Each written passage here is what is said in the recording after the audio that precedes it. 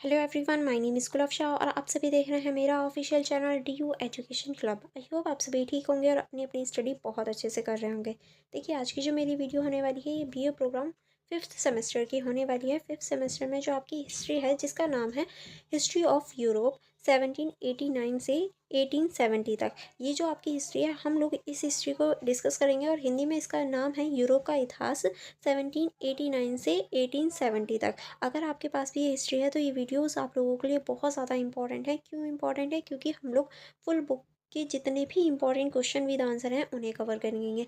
अगर आपने ये वीडियोस देख ली पूरी तो आपको बुक भी पढ़ने की ज़रूरत नहीं है, आप पूरी ही जो इंपॉर्टेंट क्वेश्चन विद आंसर हैं उन्हें कवर कर लेंगे। एंड देखिए, आप 100% अच्छे नंबरों से पास आउट हो जाएंगे अगर आप ये सारे ही क्वेश्चंस देख लेते हैं, क्योंकि ये सारे ही क्वेश्चंस जो हैं वो प्रीवियस ईयर के एंड जो इंपॉर्टेंट क्वेश्चंस हैं उनको लिया गया है चैप्टर वाइज। तो अगर आपको कोई डाउट रहता है तो आप मुझसे पूछ भी लीजिएगा। चलिए फिर हम लोग स्टार्ट करेंगे आज की इस वीडियो को। इस वीडियो में हम सारे ही इंपॉर्टेंट क्वेश्चन को कवर करेंगे, ठीक है।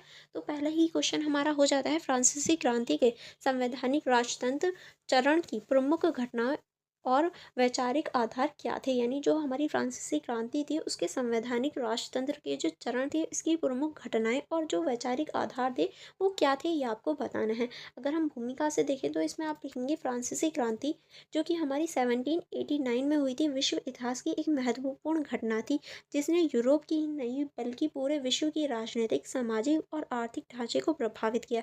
यानी जो फ्रांसीसी क्रांति थी उसने सिर्फ यूरोप को ही नहीं बल्कि पूरे विश्व को राजनीतिक, सामाजिक और आर्थिक रूप से प्रभावित किया था। क्रांति की शुरुआत निरंकुश राजतंत्र के विरोध में हुई थी। यानी जो निरंकुश राजतंत्र था, जो जबरन राजतंत्र था, उसके खिलाफ क्रांति की शुरुआत हुई थी। 1789 से 1792 तक का समय संवैधानिक राजतंत्र का चरण कहा जाता है। यानी ये जो टाइम है इसे संवैधानिक राजतंत्र का चरण कहा जाता है। इस अवधि में फ्रांस में राजा की सत्ता को सीमित कर संविधान के अनुसार शासन की स्थापना करने का प्रयास किया गया ताकि जो संविधान है उसे लागू किया जा सके, ठीक है। चलिए इसमें देखेंगे। अब हम इसमें आप लिखेंगे संवैधानिक राजतंत्र की पृष्ठभूमि। यानी जो संवैधानिक राजतंत्र था उसकी क्या पृष्ठभूमि थी। क्रांति से पहले फ्रांस में लुई 16वां का निरंकुश शासन था। यानी जो फ्रांस था उसमें लुई 16वां का निरंकुश यानी एक तरह से जबरन जो शासन होता है वो था।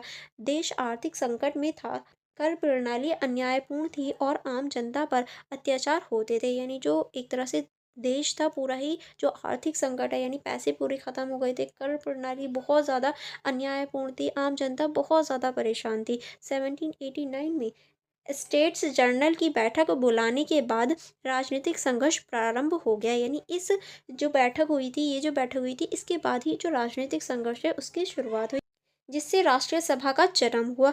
इसने राज्य की शक्तियों को सीमित कर जनता की संप्रभुता पर आधारित शासन की नींव रखी। यानी इससे ही जो राष्ट्रीय सभा है उसका जन्म हुआ था और राज्य की जो शक्तियां हैं उनको सीमित कर जो हमारे संप्रभुत्वता है उसके जो अधिकार हैं उनकी नींव को रख दिया था, आधारित बना दिया था।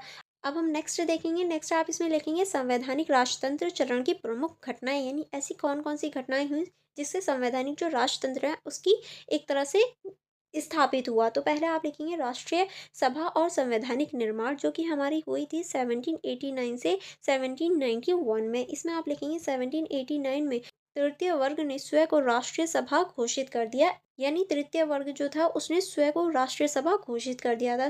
26 अगस्त 1789 को मनुष्य और नागरिकों के अधिकारों की उद्घोषणा जारी की गई, जिससे स्वतंत्रता, समानता और भ्रातृत्व के सिद्धांतों की घोषणा की गई थी। यानी ये जो घोषणा है ये कर दी गई थी। नेक्स्ट अब हम देखेंगे 1791 में नया संविधान तैयार हुआ जिससे राजा की शक्तियां सीमित हो गईं और फ्रांस में संवैधानिक राजतंत्र की स्थापना हुई। यानी 1791 में एक नया संविधान तैयार हो गया था जिसने क्या किया, राजा की जो शक्तियां थी उन्हें सीमित करके फ्रांस को संवैधानिक राजतंत्र में एक तरह से स्थापित करने में मदद की। नेक्स्ट अब हम देखेंगे राजा लुई 16वें की स्थिति किस तरह से। संविधान के अनुसार राजा अब केवल एक राज्य प्रमुख था, परंतु कार्यपालिका की कुछ शक्तियां उसके पास रही थी।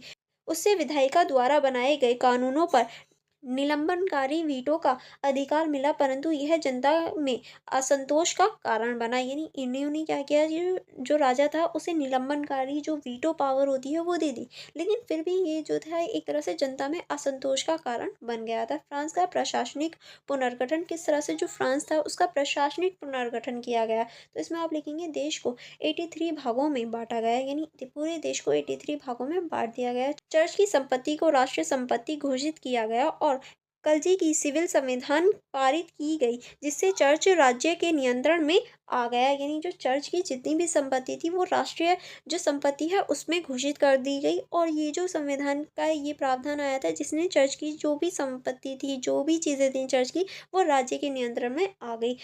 राजा का पालन प्रयास, किस तरह से, इसमें आप लिखेंगे जून 1791 में लुई 16वां ने अपनी पत्नी मैरी एतुआनेत के साथ फ्रांस से भागने का प्रयास किया, परंतु पकड़े गए। यानी इन्होंने क्या किया था, क्योंकि जनता बहुत ज़्यादा परेशान हो गई थी, तो लुई 16वां ने अपनी वाइफ के साथ में पूरे राज्य से यानी फ्रांस से भागने का प्लान बनाया था, लेकिन जनता ने इन्हें पकड़ लिया था, जिससे जनता का विश्वास राजा से उठ गया और राजशाही के अंत की शुरुआत हुई, और जनता अब पूरी तरीके से राजा से विश्वास खो बैठी थी, और जो राजशाही थी उसका अंत हो गया।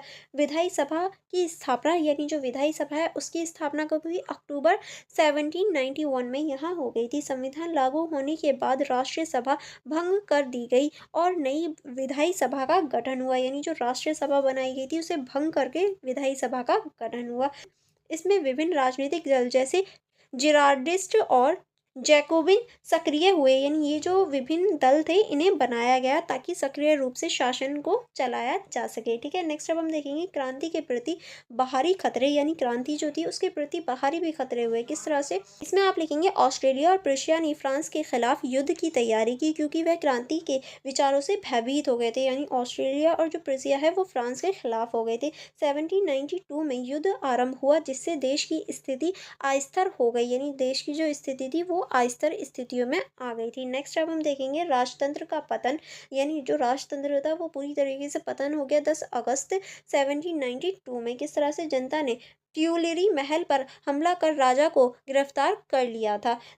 21 सितंबर 1792 को राष्ट्रीय सम्मेलन ने राजतंत्र समाप्त कर गणराज्य की घोषणा कर दी। 21 सितंबर 1792 को जो राष्ट्रीय सम्मेलन हुआ था उसमें राष्ट्र जो तंत्र था उसे समाप्त कर गणराज्य की इस तरह से घोषणा कर दी गई कि अब ये गणराज्य कहलाएगा। ठीक है, अब हम देखेंगे संवैधानिक राजतंत्र के वैचारिक आधार, यानी क्या वैचारिक आधार रखे गए थे, तो पहला हम देखेंगे लोकसत्ता, किस तरह से यह विचार जॉन लॉक और रूसो के सामाजिक अनुबंधों सिद्धांतों से प्रभावित हुआ था। ठीक है, नेक्स्ट अब हम देखेंगे शासन का अधिकार जनता से उत्पन्न होता है, राजा जनता के प्रति उत्तरदायी होगा, ये इन्होंने माना। नेक्स्ट अब हम देखेंगे समानता और स्वतंत्रता, किस तरह से इन्होंने समानता और स्वतंत्रता को भी अपनाया, तो इसमें आप लिखेंगे सभी नागरिकों को कानून के सामने समान और अभिव्यक्ति की स्वतंत्रता दी गई, ताकि सभी नागरिकों को समान रखा जा सके। नेक्स्ट अब हम देखेंगे जाति और वर्ग आधारित विशेष अधिकारों को समाप्त कर दिया गया है, यानी जितने भी विशेष अधिकार थे उन्हें समाप्त कर दिया गया है। नेक्स्ट अब हम देखेंगे संविधानवाद, किस तरह से, इसमें आप लिखेंगे शासन को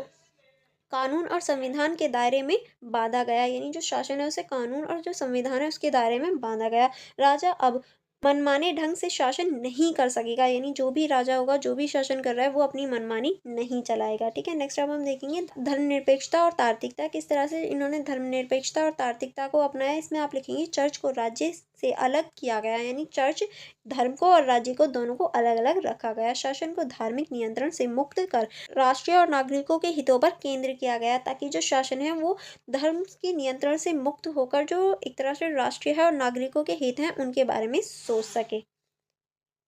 नेक्स्ट अब हम देखेंगे नागरिक अधिकारों का संरक्षण, किस तरह से, declaration of right of man and city ने व्यक्तिगत स्वतंत्रता, संपत्ति के अधिकार और न्यायिक समानता सुनिश्चित की थी इसने। ठीक है, जो कि हमारा डिक्लेरेशन हुआ था। अब हम देखेंगे इस क्वेश्चन का निष्कर्ष, चलिए देख लेते हैं। निष्कर्ष में आप लिखेंगे फ्रांसीसी क्रांति के संवैधानिक राजतंत्र चरण ने यूरोप में आधुनिक राजनीतिक सोच की नींव रखी, यद्यपि यह प्रयोग असफल रहा और राजतंत्र अतः समाप्त हो गया, यानी ये जो प्रयोग था ये सफल नहीं रह पाया और जो राजतंत्र था वो एक तरह से समाप्त हो गया, लेकिन इसने लोकतंत्र, समानता, नागरिक अधिकार और संवैधानिक शासन की दिशा में एक ऐतिहासिक कदम जो था वो बढ़ा दिया था। यह वह चरण था जिससे पुरानी संपत्ति ढांचे को तोड़कर नए युग गणराज्य और लोकतंत्र की युग की शुरुआत हुई। यानी हम कह सकते हैं ये वह चरण था या ये उस चरण को लेकर आया जिसने जो पुरानी चीज़ें थी, पुरानी संपत्ति थी, पुराना जो ढांचा था उसको तोड़कर जो गणराज्य है, लोकतंत्र है, उसके युग की शुरुआत कर दी थी।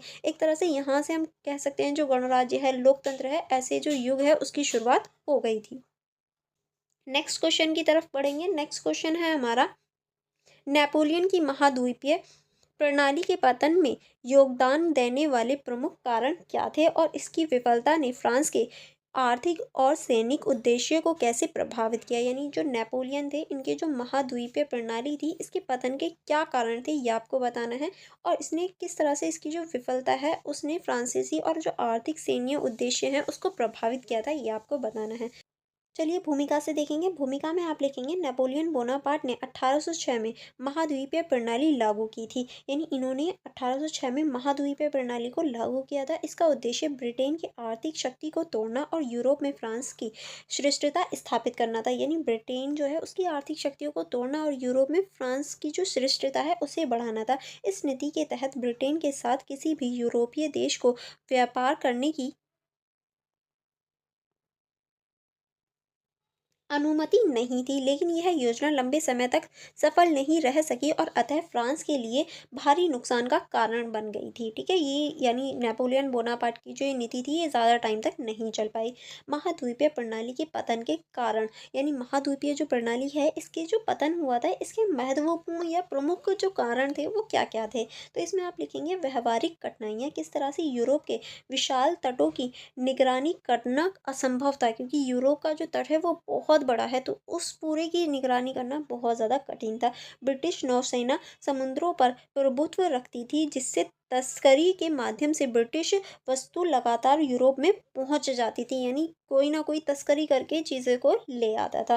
नेक्स्ट अब हम देखेंगे यूरोपीय देशों का असंतोष, किस तरह से फ्रांस के अधीन या सहयोगी देश जैसे स्पेन, पुर्तगाल और रूस इन नीतियों से आर्थिक रूप से प्रभावित हो रहे थे। यानी आर्थिक रूप से ये इन देशों को भी प्रभावित कर रही थी। उनके व्यापार और उद्योगों को नुकसान पहुंचा जिससे उन्होंने नेपोलियन का विरोध करना शुरू कर दिया, क्योंकि जाहिर सी बात है कोई भी जो देश है वो अपना नुकसान किसी के भी चक्कर में नहीं ले सकता। इसीलिए नेपोलियन का इन लोगों ने विरोध करना शुरू कर दिया। रूस की अवज्ञा, जो कि हम कह सकते हैं 1810 से 1812 तक रही थी। रूस के सम्राट अलेक्जेंडर प्रथम ने इस प्रणाली का पालन करना बंद कर दिया क्योंकि इससे रूस की अर्थव्यवस्था को हानि हो रही थी। यानी पहले रूस भी इस प्रणाली का पालन कर रहा था, बट फिर जो अलेक्जेंडर प्रथम थे उन्होंने इस प्रणाली को बंद कर दिया था क्योंकि रूस को आर्थिक रूप से हानि हो रही थी। इसके बाद नेपोलियन ने 1812 में रूस पर आक्रमण किया जो इसकी सबसे बड़ी सैन्य भूल साबित हुई। यानी जब रूस ने इन सारी चीज़ों को मानना मना कर दिया तो नेपोलियन ने 1812 में रूस पर हमला कर दिया, जो कि इसकी सबसे बड़ी भूल में से एक है। नेक्स्ट अब हम देखेंगे ब्रिटेन की आर्थिक मजबूती,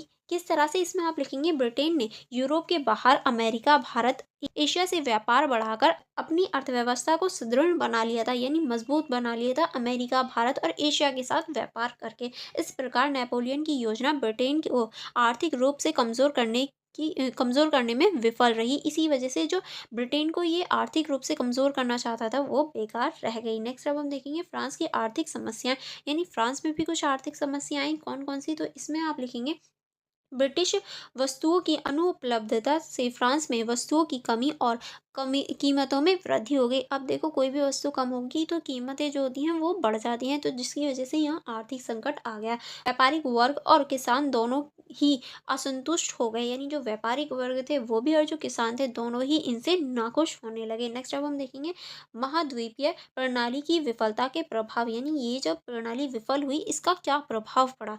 अगर हम इसके प्रभाव की बात करें तो पहले हम देखेंगे आर्थिक प्रभाव। इसमें आप लिखेंगे फ्रांस की औद्योगिक और वाणिज्यिक गतिविधियां पूरी तरह से प्रभावित हुई थी। यानी हम कह सकते हैं बुरी तरीके से बर्बाद हो गई थी औद्योगिक और जो वाणिज्यिक गतिविधियां थी। नेक्स्ट अब हम देखेंगे फ्रांसीसी व्यापारिक शहरों में मंदी और बेरोजगारी बढ़ी। यानी जो फ्रांसीसी व्यापारी एक शहर थे उसमें जो मंदी है, बेरोजगारी है वो बढ़ने लगी। सैन्य प्रभाव, यानी सेना पर भी इसका प्रभाव पड़ा।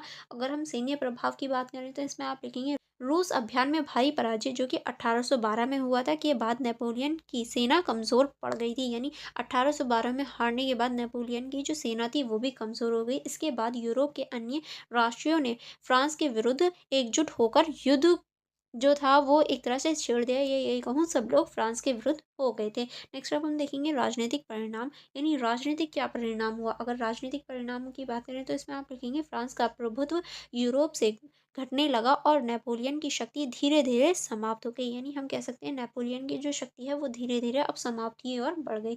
अतः 1814 में नेपोलियन को पद त्याग करना पड़ा, यानी 1814 में नेपोलियन को पद से हटा दिया गया, पद से उसे बिल्कुल पद को छोड़ देना पड़ा। ठीक है, अब हम देखेंगे इस क्वेश्चन का निष्कर्ष। क्या आप इस क्वेश्चन के निष्कर्ष में क्या लिखेंगे, चलिए देख लेते हैं। निष्कर्ष में आप लिखेंगे महाद्वीपीय प्रणाली ने नेपोलियन की राजनीतिक और आर्थिक नीति को गंभीर रूप से कमजोर कर दिया। क्यों कमजोर कर दिया, अभी हमने देखा कि किस तरह से इसने कमजोर। यह योजना ब्रिटेन को नुकसान पहुंचाने के बजाय फ्रांस के लिए विनाशकारी सिद्ध हुई। यानी ये योजना तो ब्रिटेन के खिलाफ बनाई गई थी, लेकिन फ्रांस को ही विनाश का सामना करना पड़ा। इसकी विफलता ने न केवल फ्रांस की अर्थव्यवस्था को तोड़ा, बल्कि नेपोलियन की साम्राज्यवादी महत्वाकांक्षाओं को भी अंत तक ले गई। यानी जो साम्राज्यवादी थी, एक तरह से महत्वाकांक्षाएं चीज़ें थी, उन सबको ख़त्म कर दिया था इस नीति ने। आई होप आपको ये क्वेश्चन समझ में आया होगा। नेक्स्ट क्वेश्चन की तरफ बढ़ेंगे।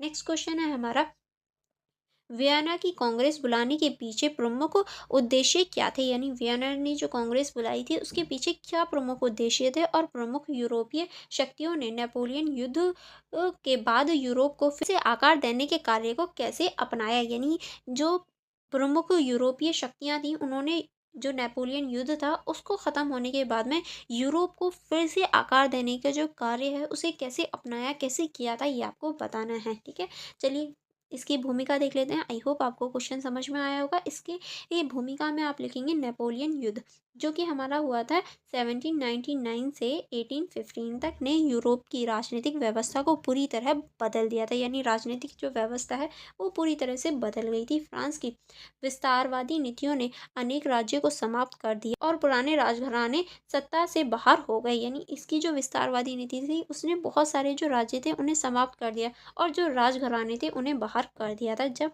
1814 में नेपोलियन पराजित हुआ तब यूरोप की प्रमुख शक्तियां ब्रिटेन, रूस, रशिया और ऑस्ट्रेलिया ने यह निर्णय लिया कि यूरोप में स्थायी शक्ति और संतुलन स्थापित करने के लिए एक अंतर्राष्ट्रीय सम्मेलन बुलाया जाए। यानी इन लोगों ने, जब नेपोलियन बोनापार्ट का पतन हो गया था 1814 में, जो हमने लास्ट क्वेश्चन में देखा, तो इन लोगों ने, कौन कौन ने, ब्रिटेन ने, रूस ने, प्रेजिया ने और ऑस्ट्रेलिया ने ये निर्णय लिया कि अंतर्राष्ट्रीय स्तर पर हमें एक सम्मेलन बुलाना चाहिए जिसमें हम एक तरह से इसे दोबारा संगठित करने की बात को रखेंगे। इस उद्देश्य से सितंबर 1814 में वियना की कांग्रेस ऑस्ट्रेलिया की राजनीतिक वियना में बुलाई गई। यानी जो वियना की कांग्रेस है उसे ऑस्ट्रेलिया की राजनीतिक वियना में बुलाई गई थी। इसका संचालन ऑस्ट्रेलिया के विदेश मंत्री प्रिंस मैटरनिक ने किया था। यानी इसका जो एक तरह से संचालन है, या ये कहूँ इसका जो नेतृत्व किया था वो इन्होंने किया था। ठीक है, अब हम देखेंगे वियना की कांग्रेस बुलाने के प्रमुख उद्देश्य क्या थे, इसके पीछे क्या उद्देश्य थे, क्यों बुलाई गई थी। तो पहला आप लिखेंगे यूरोप में शक्ति संतुलन की पुनर्स्थापना। किस तरह से नेपोलियन के पतन के बाद यूरोप में शक्ति का असंतुलन पैदा हो गया था, यानी संतुलन बन नहीं पा रहा था। उद्देश्य था कि कोई भी देश, विशेषकर फ्रांस, फिर से इतना शक्तिशाली ना हो सके कि पूरे यूरोप को खतरे में डाल दे। यानी पहले ही जो फ्रांस है वो पूरे यूरोप को ही खतरे में डाल चुका था। तो एक तरह से जो शक्ति संतुलन है उसको बनाना बहुत ज़्यादा ज़रूरी हो गया था। नेक्स्ट अब हम देखेंगे पुराने राजतंत्रों की पुनर्स्थापना। किस तरह से फ्रांसीसी क्रांति और नेपोलियन युद्ध के दौरान कई पुराने राजघराने सत्ता से हट गए थे, तो उन्हें भी वापस बुलाने के लिए किया गया था। कांग्रेस ने वैधता के सिद्धांत अपनाया जिसके पुराने राजाओं को उनकी गद्दी पर पुनः बैठाया गया। यानी जो एक तरह से वैधता का सिद्धांत है उसको अपनाकर, जो वैध है उसको अपनाकर, जो पुराने राजा थे जो सही थे उन्हें वापस गद्दी पर बिठा दिया गया। नेक्स्ट अब हम देखेंगे फ्रांस को सीमित करना। फ्रांस को किस तरह से सीमित किया ताकि ये किसी और पर दोबारा से अपनी जो शक्ति है, या ये कहूँ अपना जो वर्चस्व है वो ना जमाए। फ्रांस को उसके 1792 की सीमाओं तक सीमित कर दिया गया था। उसके चारों ओर मजबूत देशों का घेरा बनाया, उसे पुनः विस्तार करने से रोका गया। यानी उसके चारों ओर एक तरह से मजबूत जो देश थे उनका घेरा बनाया गया और उन्हें उसे पुनः विस्तार या पुनः शक्ति प्राप्त करने से रोका गया। नेक्स्ट आप इसमें लिखेंगे राजनीतिक स्थिरता और शांति। किस तरह से यूरोप में स्थायी शांति और व्यवस्था बहाल करना प्रमुख उद्देश्य था, ताकि क्रांति और युद्ध पुनरावृत्ति ना हो सके, यानी जो युद्ध है वो दोबारा वापस लौट के नहीं आए। ठीक है, नेक्स्ट अब हम देखेंगे नेपोलियन के विचारों का प्रभाव रोकना। यानी जो नेपोलियन थे इनके जो विचार थे इनको भी रोकना ज़रूरी हो गया था, ताकि कोई और व्यक्ति नेपोलियन ना बन जाए। क्रांति, राष्ट्रवादी और उदारवाद जैसे विचारों को यूरोप में फैलने से रोकने के लिए एक रूढ़िवादी व्यवस्था स्थापित की गई, ताकि जो क्रांति है, राष्ट्रवाद है, उदारवाद है, ऐसे जो विचार वो यूरोप में रोके जा सके फैलने से। नेक्स्ट अब हम देखेंगे प्रमुख यूरोपीय शक्ति और उनकी भूमिका। यानी जो प्रमुख यूरोपीय शक्ति थी और उनकी क्या क्या भूमिकाएं थी। तो पहला आप इसमें लिखेंगे ऑस्ट्रेलिया, जो कि प्रिंस मैटरनिक थे। इसमें आप लिखेंगे वियना कांग्रेस के प्रमुख आयोजक और नेता थे। यानी ये जो हैं ये वियना कांग्रेस और जो प्रमुख आयोजक थे वो थे। ठीक है, नेक्स्ट आप इसमें लिखेंगे उन्होंने यूरोप में राजतंत्रीय और रूढ़िवादी सिद्धांत को मजबूत किया था। उनका उद्देश्य था कि कोई भी नया क्रांतिकारी आंदोलन यूरोप की स्थिरता को ना तोड़े, या ये कहूँ कोई भी नया क्रांतिकारी एक तरह से आंदोलन नहीं हो। नेक्स्ट अब हम देखेंगे ब्रिटेन। ब्रिटेन से थे लॉर्ड कैसलेरे। इन्होंने क्या कहा था, ब्रिटेन का ध्यान यूरोपीय संतुलन और समुदायिक व्यवहारिक हितों पर होना चाहिए। यानी जो सामुदायिक व्यवहारिक हित हैं उन्हें किस तरह से बढ़ाया जाए, इस पर ध्यान होना चाहिए केवल। उन्हें फ्रांस की सीमाओं को सीमित करने और नीदरलैंड जैसे देशों को सशक्त बनाने का समर्थन किया, ताकि और भी जो देश हैं वो सशक्त हो सकें और ये किसी पर दोबारा अपनी जो मनमानियों से नहीं थोपे। नेक्स्ट आप इसमें लिखेंगे रूस। जार अलेक्जेंडर प्रथम, इन्होंने क्या किया, रूस पोलैंड के बड़े भाग पर नियंत्रण चलाता था, ताकि जो एक तरह से सारी चीज़ें हैं वो सुव्यवस्थित हो सकें। उन्होंने यूरोप में पवित्र गठबंधन का प्रस्ताव किया। इसका उद्देश्य ईसाई नैतिकता और शांति पर आधारित सहयोग था, ताकि जो शांति है और जो नैतिकता है उसको बढ़ाया जा सके। नेक्स्ट अब हम देखेंगे प्रेशिया काउंट हार्डनबर्ग। इन्होंने क्या किया था, इसमें चलिए इनका योगदान देख लेते हैं। इनके योगदान की बात करें तो इसमें आप लिखेंगे प्रेशिया ने अपने क्षेत्र का विस्तार राइन नदी तक किया, ताकि जो प्रेशिया है उसकी भी जो शक्ति है वो बढ़ सके। वह जर्मनी में अपना प्रभाव बढ़ाना चाहते थे, ताकि जो जर्मनी है वो भी शक्तिशाली हो सके। नेक्स्ट अब हम देखेंगे फ्रांस। फ्रांस में टेलरा थे। इनका योगदान की बात करें तो नेपोलियन के पतन के बाद भी फ्रांस ने कुशल कूटनीति के माध्यम से कांग्रेस में अपनी स्थिति बनाए रखी। यानी कुशल जो कूटनीति थी उसको अपनाया था फ्रांस ने। ठीक है, नेक्स्ट अब हम देखेंगे टेलरा ने वैधता के सिद्धांत का समर्थन कर फ्रांस को यूरोप की मुख्य शक्तियों के समूह में वापस शामिल कर दिया। टेलरा ने ही, क्योंकि देखिए इन्होंने बहुत बड़ा योगदान दिया, वरना जो अब फ्रांस था वो पिछड़ जाता अगर इसे फ्रांस को अच्छा नेतृत्व नहीं मिल पाता। अब हम देखेंगे यूरोप में पुनर्गठन की प्रक्रिया। यानी जो यूरोप है इसमें जो पुनर्गठन की प्रक्रिया हुई थी, दोबारा से गठित किया गया था। तो इसमें आप लिखेंगे फ्रांस का सीमांकन। किस तरह से फ्रांस को 1792 की सीमाओं में सीमित किया गया और उसके चारों ओर मजबूत देश बनाए गए, ताकि जो फ्रांस है वो दोबारा अपनी शक्तियों को अर्जित ना करे, जैसे कि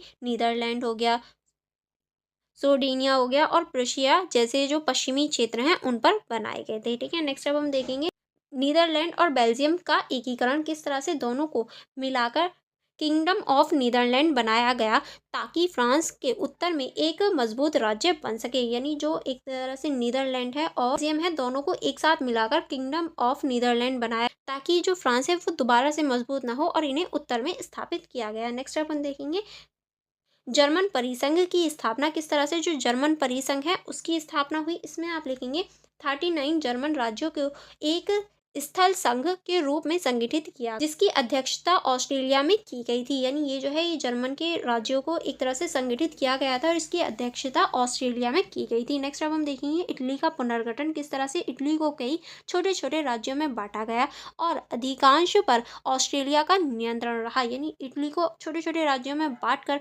और जो बाकी पार्ट था, अधिकांश था, उस पर ऑस्ट्रेलिया का नियंत्रण रखा गया था। ठीक है, चलिए आगे बढ़ेंगे। आगे अब हम देखेंगे स्विट्जरलैंड की तटस्थता किस तरह से स्विट्जरलैंड को स्थायी तटस्थ राज्य घोषित किया गया ताकि ये स्थायी और तटस्थ यानी सबसे अलग रह सके। नेक्स्ट अब हम देखेंगे पवित्र गठबंधन किस तरह से रूस, ऑस्ट्रेलिया और प्रुशिया ने 1815 में मिलकर एक गठन बनाया ताकि यूरोप में क्रांतिकारी आंदोलन को दबाया जा सके और शांति बनाई रहे, और ये कहें शांति को बनाया जा सके और शांति बनी रहे आगे फ्यूचर में भी। ठीक है, अब हम देखेंगे वियतना कांग्रेस के परिणाम और प्रभाव, यानी जो वियतना कांग्रेस आई थी इसके क्या परिणाम रहे और क्या प्रभाव रहे। तो पहला आप लिखेंगे राजनीतिक स्थिरता, जो कि हमारा 1815 से 1848 में देखी जा सकती है। लगभग 30 वर्ष तक यूरोप में कई बड़ा युद्ध नहीं हुआ था, इसकी वजह से ही शक्ति संतुलन की नीतियां सफल रही, यानी जो शक्ति संतुलन ये नीतियां बनाई गई थी ऊपर जो अभी आपने देखी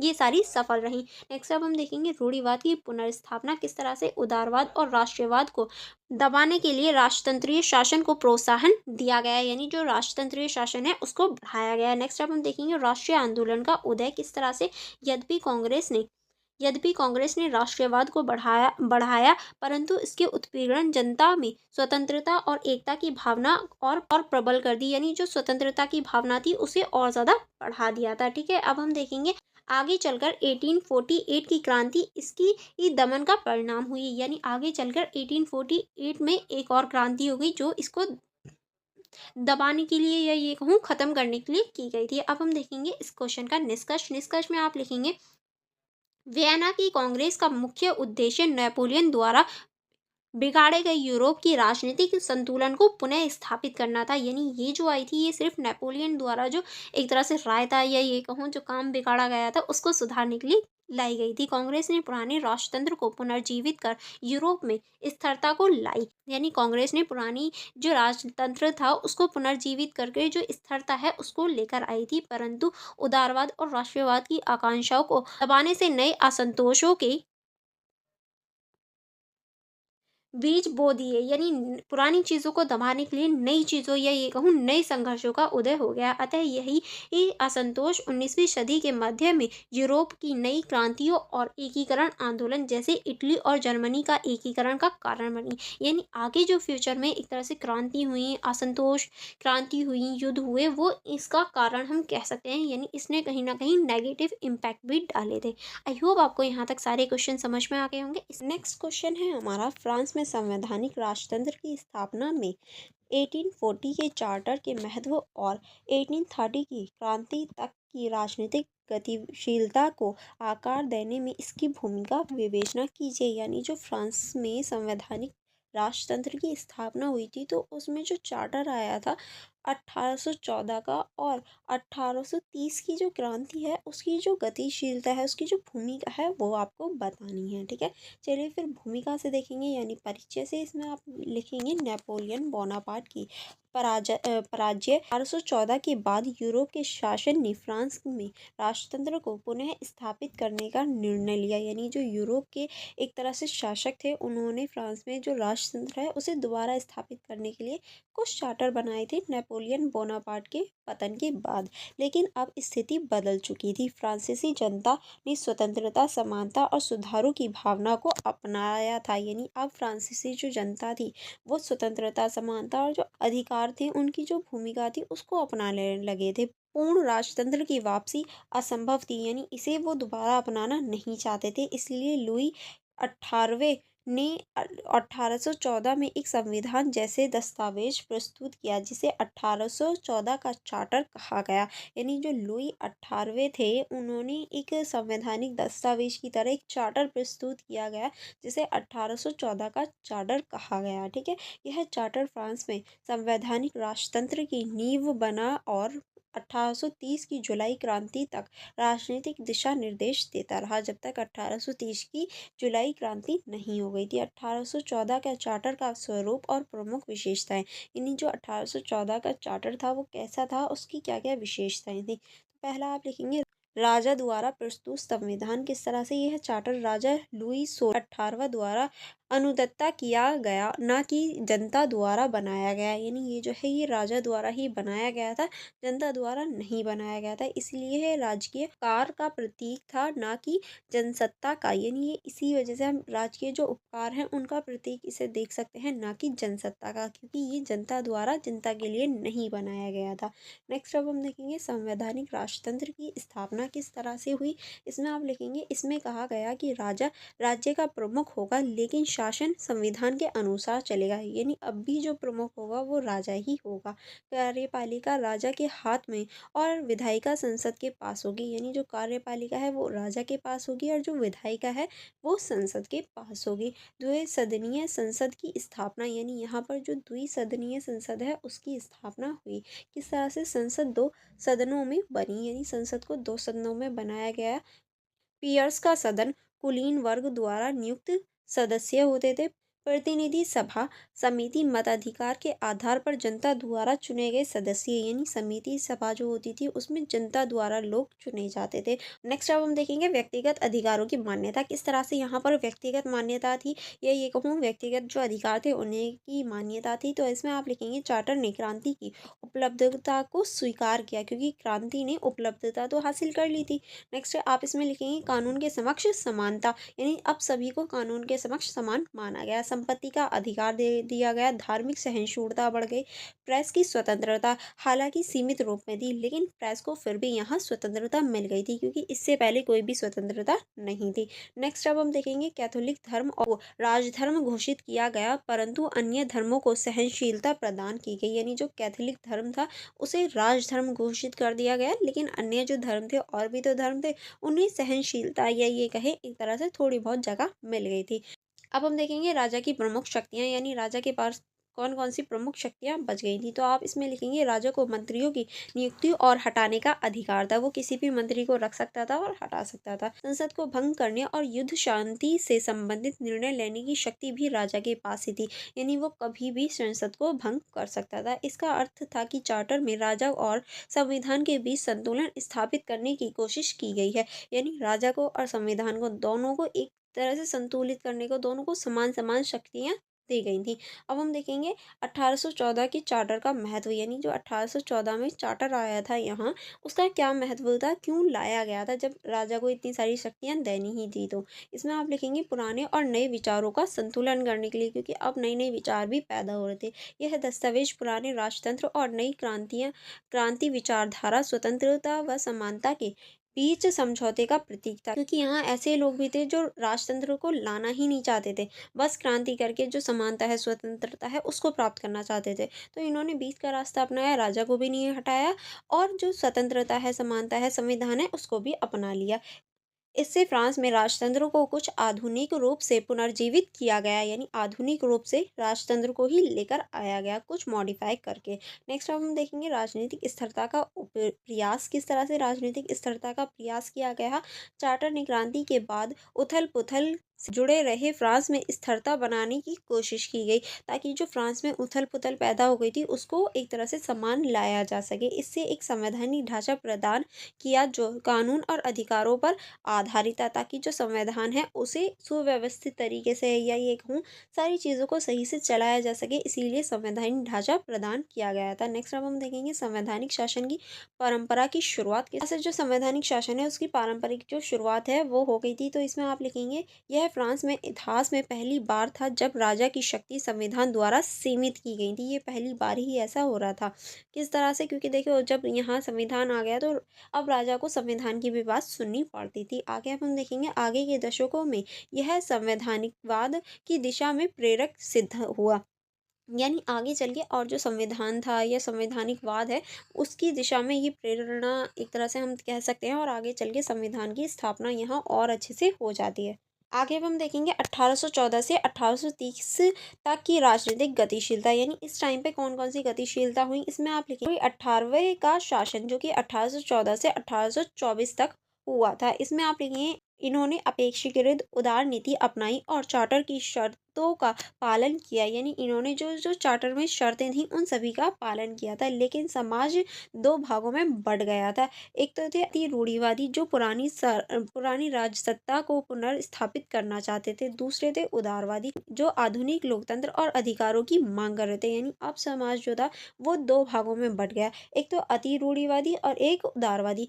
अति रूढ़िवादी जो थे वो राजा को बुलाना चाह रहे थे कि हाँ जो पुरानी चीज़ें हैं वही आ जाएं, और जो उदारवादी थे वो कहते नहीं भैया अब तो हमें लोकतंत्र चाहिए, स्वतंत्रता चाहिए, नई नई चीज़ें चाहिए, अब हम पुराने राजा के साथ नहीं रह सकते। नेक्स्ट अब हम देखेंगे चार्ल्स 10वां का शासन जो है वो 1824 से 1830 तक रहा। वह अत्यंत रूढ़िवादी थे और उनके चार्टर की उदार भावना को दबाने का प्रयास किया। यानी ये जो है ये रूढ़िवादी सोच के थे और इन्होंने चार्टर को एक तरह से मानने से या फिर उसका पालन करने से ज़्यादा मना कर दिया था। इसमें आप लिखेंगे इसने चर्च को विशेष अधिकार दिए, क्रांतिकालीन सुधार को कमजोर किया और प्रेस पर नियंत्रण लगा दिए। यानी चर्च को और ज़्यादा विशेष अधिकार दे दिए थे लुई 10वें ने। अब हम देखेंगे नेक्स्ट है हमारा राजकीय अत्याचार और असंतोष। किस तरह से यहाँ राजकीय जो अत्याचार थे, असंतोष था, वो बढ़ने लगा। 1830 में चार्ल्स 10वें ने 4 अध्यादेश जारी किए थे। अब वो कौन कौन से 4 अध्यादेश थे, तो आप इसमें लिखेंगे प्रेस की स्वतंत्रता समाप्त, यानी यहाँ पर जो प्रेस की स्वतंत्रता थी उसे समाप्त कर दिया गया। दूसरा था संसद भंग, यानी जो लुई 10वें थे उन्होंने संसद भी भंग कर दी। तीसरा था हमारा मताधिकार समिति, यानी जो मताधिकार समिति थी वो भी बंद कर दी। नेक्स्ट आप इसमें लिखेंगे यानी फोर्थ जो था वो था नई चुनाव कानून लागू, यानी जो नई नई चुनाव कानून थे वो बनाए गए ताकि एक तरह से राजा को कभी हटाया ही नहीं जा सके, जिससे जनता को आक्रोश फैल गया। अब जो जनता थी वो भड़क गई, उसमें आक्रोश भी बढ़ने लगा था। 1830 की जुलाई क्रांति, उसके बाद में हो जाती है हमारी 1830 की जुलाई क्रांति। अब देखो कोई भी क्रांति हो, कोई भी चीज़ क्यों ना हो, उसका पहले छोटे छोटे रीज़न स्टार्ट होते हैं, छोटे छोटे रीज़न ही बनते हैं, जो कि लुई 10वें ने रीज़न बना दिए थे। अब हम देखेंगे पेरिस में विद्रोह हुआ और चार्ल्स 10वां गद्दी छोड़कर भाग गया। स्टार्टिंग कहाँ से हुई, पेरिस से विद्रोह की स्टार्टिंग हुई और चार्ल्स 10वें को गद्दी छोड़कर भागना पड़ा। इसके बाद लुई फिलिप को जनता का राजा घोषित कर जुलाई राजशाही की स्थापना हुई। यानी इसके बाद में जब जो चार्ल्स 10वें थे वो भाग गए थे, तो जो लुई फिलिप्स हैं उन्हें जनता का जो राजा है वो घोषित कर दिया गया था। जुलाई राजशाही की स्थापना फिर हो गई थी। इसके बाद क्या हुआ, इसने चार्टर को संशोधित कर अधिक उदार रूप दे दिया। ये जो चार्ल्स 10वें ने इस चार्टर में छेड़छाड़ की थी, उसने बिगाड़ दिया था, तो उसे इन्होंने सही किया और उसे संशोधित कर दिया। अब हम देखेंगे चार्टर की भूमिका 1830 की क्रांति तक, यानी 1830 की क्रांति तक ही चार्टर की भूमिका रही थी। 1814 का चार्टर फ्रांस में राजनीतिक संवाद, प्रेस और संसद की भूमिका का आधार बन गया था। इसने जनता को यह विश्वास दिलाया कि शासन संविधान से बंधा होना चाहिए, ना कि राजा की मनमानी से। यानी इन्होंने बताया कि जो शासन है या ये कहूँ जो नियम कानून है वो संविधान से बने होने चाहिए, ना कि राजा की मनमानी से या राजा के ऊपर बंधे होने चाहिए। ठीक है, नेक्स्ट आप इसमें लिखेंगे जैसे जैसे उदारवादी विचार बढ़े, चार्टर की सीमाएं उजागर हुई, जिससे जनता की अधिक लोकतंत्र की मांग प्रबल हो गई। यानी अब जो जनता है वो लोकतंत्र की मांग करने लगी थी। यह संतोष 1830 की क्रांति में फूट पड़ा, जिसने फ्रांस को अधिक उदार संवैधानिक दिशा में आगे बढ़ा दिया। यानी इसने और ज़्यादा जो संवैधानिक दिशा है वो 1830 की क्रांति में प्राप्त कर ली थी। अब हम देखेंगे निष्कर्ष इस क्वेश्चन का। इसमें आप लिखेंगे 1814 का चार्टर फ्रांस में संवैधानिक राजतंत्र की पहली ठोस पहल थी। यह ना तो पूर्ण क्रांतिकारी था और ना ही पूर्ण राजतंत्रीय, बल्कि दोनों के बीच एक समझौता था। यानी ये जो था ये ना पूरी तरह से क्रांतिकारी था और ना ही पूरी तरीके से राजतंत्रीय था। यद्यपि चार्टर के तहत शासन स्थिर नहीं रह सका, परंतु इसने फ्रांस को लोकतांत्रिक और संवैधानिक विकास की राय का अग्रसर किया, ताकि जो फ्रांस के लोग हैं वो लोकतंत्र और संविधान की ओर अग्रसर हो सकें। 1830 की क्रांति इसे चार्टर की सीमाओं और जनता की बढ़ती राजनीतिक चेतना का परिणाम था। यानी अब जो जनता थी वो राजनीतिक रूप से चेतना हो रही थी यह राजनीतिक रूप से सोचने लगी थी, जिसकी वजह से ही 1830 की जो क्रांति है वो हुई थी। आई होप आपका क्वेश्चन समझ में आया होगा। नेक्स्ट क्वेश्चन की तरफ चलेंगे, एंड अगर आपने अभी तक मेरी वीडियो को लाइक नहीं किया है तो आप जल्दी से कर लीजिए, ठीक है। चलिए फिर स्टार्ट करेंगे। नेक्स्ट क्वेश्चन है हमारा, वह कौन से मूल कारण थे जिनके कारण फ्रांस में 1848 की क्रांति हुई, और फ्रांस में 1848 की क्रांति के तत्काल परिणाम क्या थे। यानी आपको बताने हैं ऐसे क्या क्या रीजंस थे जो 1848 की क्रांति लेकर आए थे, और क्रांति के बाद जो परिणाम हुए, यानी तत्कालीन का मतलब है क्रांति के तुरंत बाद जो परिणाम हुए वो क्या थे, ये आपको बताना है, ठीक है। भूमिका से स्टार्ट करेंगे। फ्रांस की 1848 की क्रांति यूरोप के इतिहास की एक महत्वपूर्ण घटना थी। यह केवल फ्रांस तक सीमित नहीं रही, बल्कि पूरे यूरोप 1848 की क्रांति की लहर के रूप में फैल गई, यानी ये पूरे ही यूरोप में फैल गई थी। यह क्रांति जुलाई राजशाही की भ्रष्ट और अलोकप्रिय शासन व्यवस्था के विरुद्ध थी, यानी ये भ्रष्ट और जो अलोकप्रिय शासन व्यवस्था थी उसके विरुद्ध हुई थी, जिसने अतः राजशाही का अंत, अद्वितीय गणराज्य की स्थापना की। यानी अंत में जाकर जो राजशाही था उसके अंत हो गए, और अद्वितीय जो प्रणाली थी, गणराज्य थी, उसकी स्थापना हो गई थी, ठीक है। अब किस तरह से हुई, अब हम उसे देखेंगे डिटेल में। चलिए देखेंगे। इसमें आप लिखेंगे 1848 की क्रांति के मूल कारण, यानी इसके क्या क्या मूल कारण थे, क्या रीजंस थे। तो इसमें आप लिखेंगे राजनीतिक असंतोष।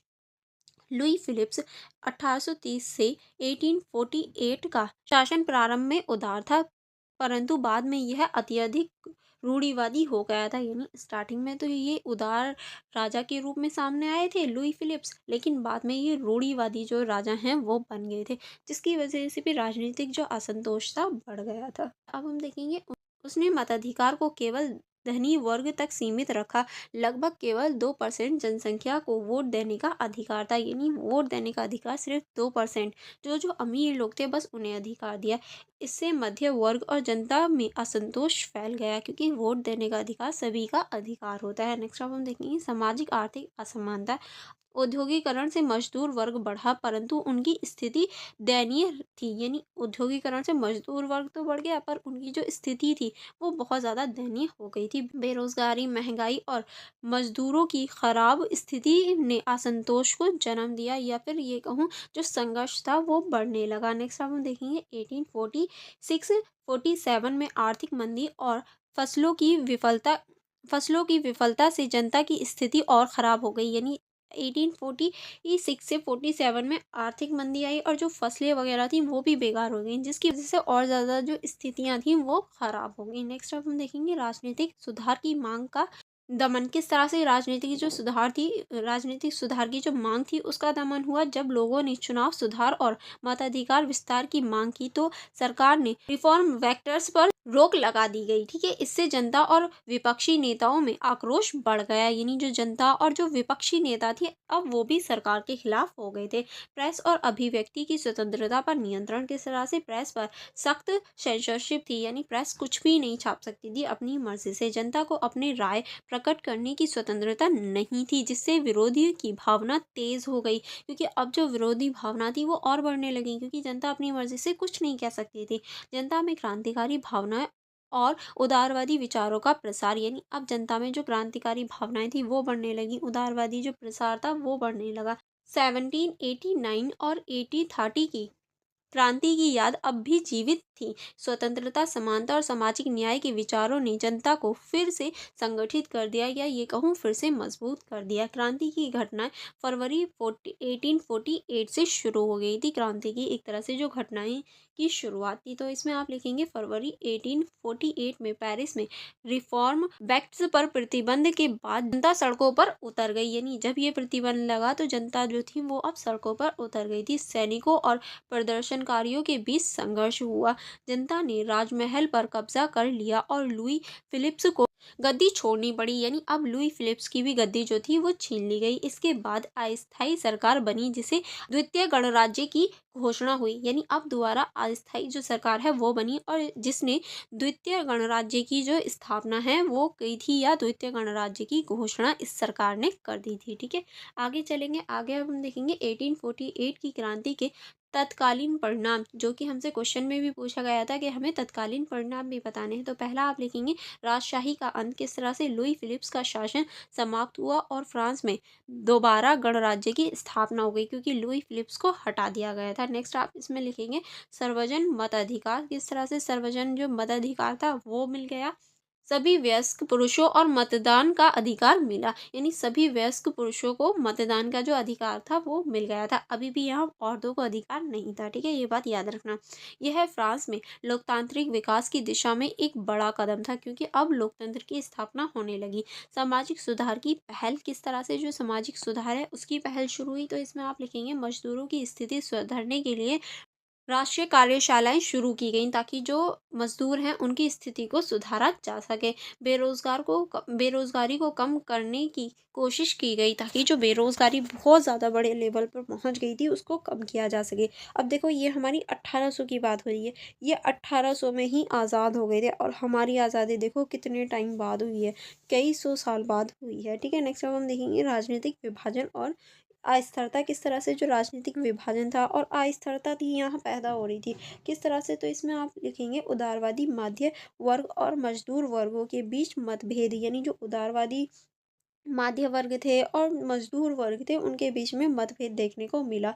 जून 1848 में मजदूरों का विद्रोह हुआ, जिससे सरकार ने बलपूर्वक दबा दिया, यानी 1848 में एक मजदूरों ने भी विद्रोह किया जिसे सरकार ने ही बलपूर्वक दबा दिया। अब हम देखेंगे लुई नेपोलियन बोनापार्ट का उदय। अब किस तरह से जो लुई नेपोलियन बोनापार्ट हैं उनका उदय हो जाता है, तो इसमें आप लिखेंगे दिसंबर 1848 में लुई नेपोलियन बोनापार्ट नेपोलियन प्रथम का भतीजा पति चुना गया है। यानी देखिए लुई नेपोलियन बोनापार्ट जो है वो नेपोलियन प्रथम का भतीजा ही है, यानी जो नेपोलियन हमने पीछे पढ़ चुके हैं उनका ही भतीजा जो है ये राष्ट्रपति चुन लिया गया, इसे राष्ट्रपति बनाया गया। आगे चलकर उसने सत्ता अपने हाथों में लेकर 1852 में द्वितीय साम्राज्य की स्थापना की और आगे चलकर इसने भी जो पूरी ही सरकार थी उसे अपने हाथों में ले लिया और द्वितीय जो साम्राज्य है यानी दोबारा वो राजा वाली जो व्यवस्था है साम्राज्य वाली वो शुरू कर दी, दोबारा से लोकतंत्र चला गया, ठीक है। अब हम देखेंगे इस क्वेश्चन का निष्कर्ष के आप इस क्वेश्चन के निष्कर्ष में क्या लिखेंगे, ठीक है। चलिए देख लेते हैं निष्कर्ष में आप लिखेंगे 1848 की क्रांति ने यह सिद्ध किया कि फ्रांस की जनता अब निरंकुश शासन को स्वीकार नहीं करेगी, बट आगे चल के वो वापस आ जाता है, जिससे लोकतांत्रिक सामाजिक न्याय और सार्वभौमिक मताधिकार की दिशा में ही नए युग की शुरुआत हुई। यद्यपि बाद में फिर से साम्राज्य की स्थापना हुई, बाद में जैसे अभी हमने देखा फिर से साम्राज्यवाद की स्थापना हो जाती है, परंतु इस क्रांति ने आधुनिक फ्रांस में लोकतांत्रिक मूल्यों की नींव रख दी थी। यानी हम कह सकते हैं फिर भी जो आधुनिक फ्रांस है उसमें लोकतांत्रिक जो मूल्य हैं संविधान है उन सभी की एक तरह से नींव रख दी गई थी। तो जैसे कि आप सभी देख सकते हैं नेक्स्ट क्वेश्चन है हमारा, लुई फिलिप्स कौन थे और फ्रांस के राजा के रूप में के शासनकाल के कुछ प्रमुख पहलू क्या थे। यानी आपको इस क्वेश्चन में बताना है लुई फिलिप्स आखिर कौन थे और जो फ्रांस है उसमें फ्रांस के जो राजा के रूप में इनके शासनकाल के प्रमुख जो पहलू थे वो आपको बताने हैं। चलिए देख लेते हैं लुई फिलिप्स आखिर कौन थे और ये फ्रांस के जो राजा थे उनके रूप में इन्होंने किस तरह से भूमिका निभाई थी। तो हम परिचय से देखेंगे, परिचय में आप लिखेंगे लुई फिलिप्स फ्रांस के जुलाई राजशाही के राजा थे, यानी जो लुई फिलिप्स थे वो फ्रांस के जो जुलाई राजशाह हैं और राजशाही है उसके राजा थे। वह 1830 की जुलाई क्रांति के बाद सत्ता में आए, यानी 1830 की जो जुलाई क्रांति हो गई थी जो हमने लास्ट वीडियोस में ऑलरेडी देख लिया उसके बाद ही ये सत्ता में आए थे और 1848 की फ्रांसीसी क्रांति में गद्दी छोड़ने पर विमर्श हो गए, यानी 1848 की जो फ्रांसीसी क्रांति हुई थी उसमें इन्होंने गद्दी छोड़ी थी। इन्हें नागरिक राजा कहा जाता था, यानी इन्हें नागरिक राजा के नाम से जाना जाता था क्योंकि वह अपने आप को आम जनता के करीब देखते थे और आरंभ में उदारवादी सुधार के पक्षधर माने जाते थे, यानी इन्होंने अपने आप को जनता के करीब माना और शुरुआत में जब ये राजा बने थे तो उदारवादी जो सुधारक थे उसके रूप में इन्हें देखा गया था, ठीक है। अब हम देखेंगे लुई फिलिप्स का सिंहासन पर आगमन, यानी जो लुई फिलिप्स हैं उनका सिंहासन पर आगमन कैसे हुआ। 1830 में चार्ल्स 10वें की नीतियों को जनता असंतुष्ट थी, यानी 1830 तक आते आते जो चार्ल्स 10वें थे उनकी जो नीतियां थी उनसे जनता असंतुष्ट हो गई थी।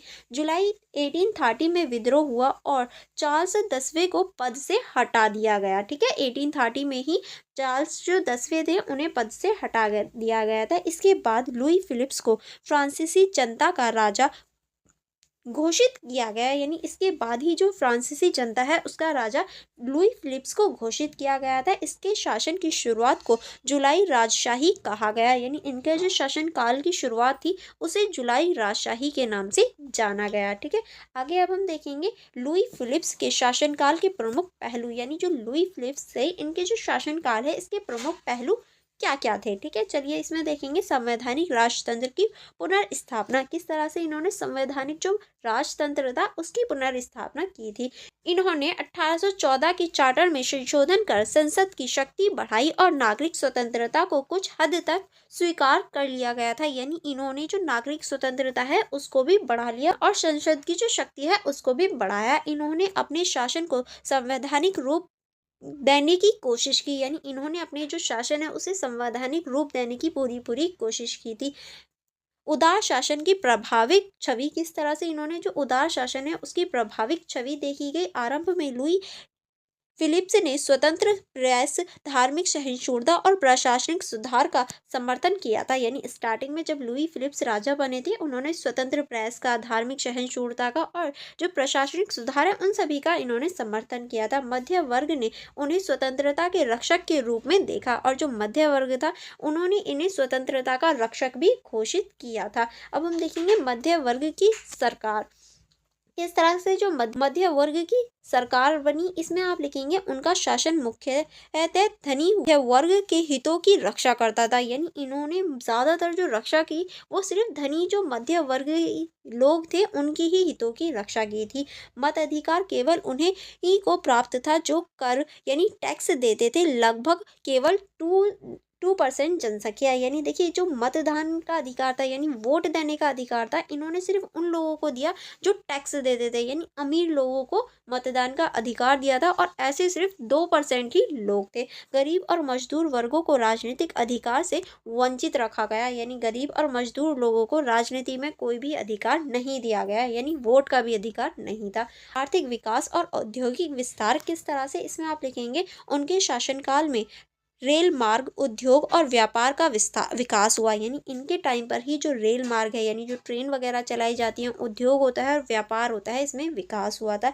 लेकिन इस विकास के लाभ केवल अमीर वर्गों तक सीमित रहे, यानी ये जो विकास हो रहा था इसका जो लाभ है सिर्फ अमीर लोगों को मिला, गरीब लोगों को इनसे कोई भी फायदा नहीं हुआ। नेक्स्ट अब हम देखेंगे, नेक्स्ट आप इसमें लिखेंगे विदेश नीति में सावधानी, किस तरह से जो विदेश नीति थी उसमें सावधानी अपनाई गई। इसमें आप लिखेंगे लुई फिलिप्स ने फ्रांस को यूरोपीय संघर्षों से दूर रखा, यानी जो यूरोप में संघर्ष हो रहे थे इन्होंने इसे दूर रखा फ्रांस को। उन्होंने ब्रिटेन के साथ मित्रतापूर्ण संबंध बनाए रखे जिससे उन्हें अंग्रेजी ही राजा कहा जाने लगा, यानी इन्होंने ब्रिटेन के साथ भी अच्छे संबंध बनाए थे इसीलिए इन्हें अंग्रेजी राजा भी कहा जाने लगा। आप देख सकते हैं इनके कितने सारे नाम हैं, तो आपको इनके नाम जो हैं वो पता होने चाहिए कि किस राजा को किस नाम से पुकारा जाता है, क्योंकि देखिए ये पूछे जा सकते हैं कि अंग्रेजी जो राजा है वो कौन था। अगर आपके एग्जाम में नहीं आएगा तो ये चीज़ें असेसमेंट में पूछी जा सकती हैं। ठीक है, चलिए आगे बढ़ेंगे। आगे हम देखेंगे सामाजिक असंतोष और राजनीतिक भ्रष्टाचार, किस तरह से जो सामाजिक असंतोष था और राजनीतिक भ्रष्टाचार था वो बढ़ने लगा। तो इसमें आप लिखेंगे आर्थिक असमानता, बेरोजगारी और मजदूर वर्ग की दयनीय स्थिति से जनता असंतोष हो गई, क्योंकि अब देखिए जो आर्थिक असमानताएं थी वो बढ़ने लगी, बेरोजगारी बढ़ने लगी और जो मजदूर वर्ग है उसकी जो स्थिति है वो बहुत ज़्यादा दयनीय, बहुत ज़्यादा बेकार हो गई, क्योंकि इन्होंने जो आम जनता है जो मजदूर वर्ग है उस पर तो ध्यान दिया ही नहीं था। ठीक है, नेक्स्ट आप इसमें लिखेंगे शासन में भ्रष्टाचार और भाई भतीजावाद बढ़ गया, यानी जो शासन था उसमें भ्रष्टाचार बढ़ गया और भाई भतीजावाद जो है वो बहुत ज़्यादा बढ़ गया, यानी मैं हूँ तो मेरा रिलेटिव ही कोई ना कोई बनेगा, कोई अननोन पर्सन उस पोस्ट पे नहीं आ सकता, तो ये चीज़ बहुत ज़्यादा होने लगी। नेक्स्ट अब हम देखेंगे सुधारों की मांग और क्रांति की पृष्ठभूमि यानी किस तरह से जो सुधारों की मांग है और क्रांति की पृष्ठभूमि है वो सामने आई। जनता ने चुनाव सुधारों और व्यापक मताधिकार की मांग की, पर लुईस फिलिप्स ने इसे अस्वीकार किया। यानी अब जनता ने क्या किया कि जो चुनाव थे उनकी व्यापक अधिकारों की मांग करी कि चुनाव का अधिकार सबको होना चाहिए, बट जो लुई फिलिप्स थे उन्होंने इसे बिल्कुल मना कर दिया, अस्वीकार कर दिया। जब रिफॉर्म्स पैकेट्स पर रोक लगी तो विरोधी प्रदर्शन ने 1848 की फरवरी क्रांति का रूप ले लिया। यानी जब इस पर रोक लगी थी तो क्या हुआ कि जो विरोध था उसने 1848 की जो फरवरी क्रांति थी उसका रूप ले लिया। अंत और परिणाम यानी अंत में क्या हुआ और इसका क्या परिणाम निकला, यानी क्या इससे आउटपुट निकला, तो इसमें आप लिखेंगे फरवरी 1848 में जनता के विरोध के बाद लुई फिलिप्स ने गद्दी छोड़ दी और इंग्लैंड भाग गए। यानी इन्होंने क्या किया कि जो गद्दी थी वो भी छोड़ दी और इंग्लैंड भाग गए थे, और इनसे पहले वाले जो राजा थे वो भी भाग गए थे। नेक्स्ट आप इसमें लिखेंगे उनके पतन के साथ ही जुलाई राजशाही का अंत हुआ और फ्रांस में द्वितीय गणराज्य की स्थापना हुई। यानी इनके पतन के बाद ही जो वो एक तरह से जुलाई राजशाही थी उसका पतन हो गया और द्वितीय गणराज्य यानी दोबारा से गणराज्य की स्थापना हो गई, क्योंकि एक बार और गणराज्य की स्थापना हो चुकी थी। अब हम देखेंगे इस क्वेश्चन का निष्कर्ष में आप लिखेंगे लुई फिलिप्स का शासन प्रारंभ में उदार और जनता हितैषी प्रतीक हुआ। यानी स्टार्टिंग में इन्होंने जनता के लिए कार्य किया था, लेकिन धीरे धीरे वह धनी वर्गों का राजा बन गया। यानी धीरे धीरे उन्होंने सिर्फ धनी वर्गों के लिए काम करना शुरू कर दिया। उनके शासन में आर्थिक विकास तो हुआ, पर सामाजिक असमानता और राजनीतिक दमन बढ़ा। यानी इनके शासनकाल में आर्थिक तो विकास हुआ, लेकिन जो सामाजिक और असमानताएं थी वो बहुत ज़्यादा बढ़ने लगी। यही कारण था कि 1848 की क्रांति ने उनके शासन का अंत कर दिया, और यही रीज़न था कि 1848 में क्रांति हुई और इनका शासन जो था वो पूरी तरीके से खत्म हो गया। ठीक है, आई होप क्वेश्चन समझ में आया होगा। चलिए नेक्स्ट क्वेश्चन की तरफ बढ़ेंगे। नेक्स्ट क्वेश्चन है हमारा 19वीं शताब्दी के प्रारंभ में यूरोप में हुई प्रमुख सामाजिक आर्थिक परिवर्तनों का वर्णन कीजिए। यानी 19वीं शताब्दी की शुरुआत में जो यूरोप में सामाजिक और आर्थिक परिवर्तन हो रहे थे उनके बारे में आपको बताना है, तथा चर्चा कीजिए कि परिवर्तनों ने श्रमिक आंदोलनों के उदार में किस प्रकार योगदान दिया। यानी ये जो परिवर्तन हो रहे थे उन परिवर्तनों से जो श्रमिक आंदोलन थे उनको बढ़ाने में किस प्रकार योगदान मिला था। ठीक है, चलिए देख लेते हैं परिचय से। परिचय में आप क्या लिखेंगे, 19वीं शताब्दी का प्रारंभ यूरोप के इतिहास में गहरे सामाजिक और आर्थिक परिवर्तन का काल था। यानी 19वीं शताब्दी का तो जो प्रारंभ था इसमें सामाजिक और आर्थिक बहुत सारे परिवर्तन हुए थे। इस समय औद्योगिक क्रांति, जनसंख्या वृद्धि, शहरीकरण और पूंजीवादी अर्थव्यवस्था के विकास ने यूरोपीय समाज की संरचना को पूरी तरह बदल दिया था। यानी हम कह सकते हैं जो यूरोपीय संरचना थी वो पूरी तरीके से इस टाइम पर बदल चुकी थी। इन परिवर्तनों ने जहां आर्थिक प्रगति की राह खोली, वहीं दूसरी ओर मजदूर वर्ग की समस्याओं को भी जन्म दिया। यानी एक तरफ तो इसने प्रगति और एक तरह से बढ़ाने या फिर ये कहूँ आगे की ओर बढ़ने के लिए एक तरह से जो रास्ते थे वो खोल दिए, लेकिन जो मजदूर वर्ग थे उनके लिए समस्याएं भी पैदा कर दी थी, जिससे आगे चलकर श्रमिक आंदोलन का उदय हुआ और आगे चलकर जो श्रमिक लोग थे उन्होंने आंदोलन भी कर दिया था। ठीक है, चलिए आगे बढ़ेंगे। आगे अब हम देखेंगे औद्योगिक क्रांति और आर्थिक परिवर्तन। यानी किस तरह से जो औद्योगिक क्रांति है वो आई और आर्थिक परिवर्तन हुए। इसमें आप लिखेंगे औद्योगिक क्रांति का आरंभ किस तरह से आरंभ हुआ। औद्योगिक क्रांति सबसे पहले ब्रिटेन में 18वीं शताब्दी के अंत में शुरू हुई और 19वीं शताब्दी में पूरे यूरोप में फैल गई थी। ठीक है, नई मशीनें जैसे स्पैनिंग जेनी, स्टॉर्म इंजन और पावर लूप ने उत्पादन को तीव्र बना दिया। यानी ये सारी मशीनें आई थी जिन्होंने जो एक तरह से उद्योग था उसे बढ़ाने में बहुत ज़्यादा क्रांति कर दी थी। कृषि आधारित अर्थव्यवस्था की जगह उद्योग आधारित पूंजीवादी अर्थव्यवस्था ने ले ली। यानी पहले जहां कृषि पर सारी चीज़ें आधारित थीं, अब वो सारी चीज़ें उद्योगों पर आधारित हो गई। अब हम देखेंगे कारखानों का उदय किस तरह से छोटे छोटे कूट उद्योगों की जगह बड़े बड़े कारखाने स्थापित हो गए।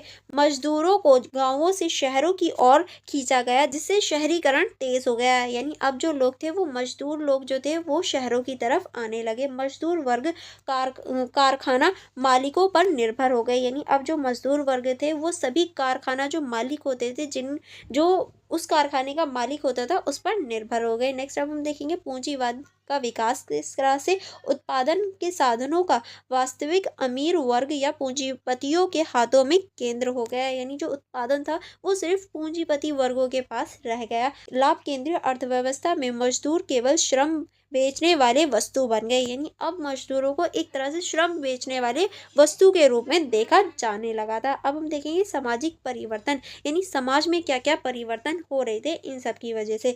अगर सामाजिक परिवर्तन की बात करें तो इसमें आप लिखेंगे नई सामाजिक वर्ग संरचना। किस तरह से जो नई सामाजिक वर्ग संरचना थी वो बनी, तो इसमें आप लिखेंगे समाज दो प्रमुख वर्गों में बढ़ गया था। ध्रुवा वर्ग, जिसमें पूंजीपति, व्यापारी और औद्योगिक मालिक आते थे। प्रोलेटारिएट वर्ग, जिसमें मजदूर, कारखानों में काम करने वाले श्रमिक आ जाते थे। इस तरह से पूरा समाज दो वर्गों में बढ़ गया था। इस वर्ग विभाजन ने वर्ग संघर्ष की भूमिका और ज़्यादा तेज कर दी। यानी जो वर्ग संघर्ष था वो और ज़्यादा बढ़ने लगा। अब हम देखेंगे शहरी जीवन की समस्याएं, यानी जो शहरी जीवन था उसमें क्या क्या समस्याएं देखने को मिली। तेज औद्योगिकरण के कारण शहरों में भीड़, गंदगी, बीमारियां और बेरोजगारी बढ़ने लगी, क्योंकि अब ज़्यादातर जो लोग थे वो शहरों की ओर पलायन कर रहे थे, शहरों की ओर आ रहे थे, जिसकी वजह से जो भीड़ थी, गंदगी थी और बीमारियां थी, बेरोजगारी थी, वो भी बढ़ने लगी। मजदूरों की जीवन स्थितियां अत्यधिक दयनीय हो गई। यानी जो मजदूरों की जीवन स्थिति थी वो बहुत ज़्यादा दयनीय हो गई थी। लंबा कार्य समय, यानी 12 से 14 घंटे, कम वेतन और असुरक्षित कार्य परिस्थितियां देखने को मिलती थी। यानी इनका जो टाइम ड्यूरेशन होता था काम करने का वो 12 से 14 घंटे तक काम करवाया जाता था। कम वेतन दिया जाता था, यानी सैलरी भी सही से नहीं दी जाती थी। और कोई भी सुरक्षा का या फिर ऐसा कोई प्रावधान नहीं था जिससे सुरक्षा की जा सके किसी की भी। ठीक है, नेक्स्ट अब हम देखेंगे महिलाओं और बच्चों का शोषण किस तरह से। फैक्ट्रियों में महिलाओं और बच्चों से भी सस्ते श्रम के रूप में काम लिया जाता था। यानी एक तरह से सस्ते श्रम के रूप में महिला और बच्चों से काम करवाया जाता था और उन्हें पैसे कम दिए जाते थे, जिससे सामाजिक असमानता और शोषण की भावना और गहरी हो गई। और इसी से जितनी भी सामाजिक असमानताएं थी, शोषण था, अब वो बहुत ज़्यादा बढ़ने लगा। लोगों को ये फील होने लगा कि ये चीज़ें गलत है। नेक्स्ट अब हम देखेंगे श्रमिक आंदोलन के उदय के कारण, यानी क्या क्या कारण थे कि जो श्रमिक आंदोलन है वो शुरू हुआ। तो पहला हम देखेंगे श्रमिक वर्ग की एकजुटता की भावना, किस तरह से समाज आर्थिक और सामाजिक समस्याओं के कारण मजबूत एकजुट होने लगा था। क्योंकि देखिए सभी लोग जो थे वो एक जैसी ही समस्या फेस कर रहे थे, इसीलिए वो सब लोग एक साथ होने लगे थे। नेक्स्ट अब हम देखेंगे एकजुटता की भावना ने श्रमिक संगठनों को जन्म दिया, क्योंकि अब सभी लोगों को लगने लगा कि हमें एकजुट हो जाना चाहिए अपनी समस्याओं के समाधान के लिए। नेक्स्ट अब हम देखेंगे सामाजिक न्याय और अधिकारों की मांग, किस तरह से जो सामाजिक न्याय है और अधिकारों की मांग है वो बढ़ने लगी।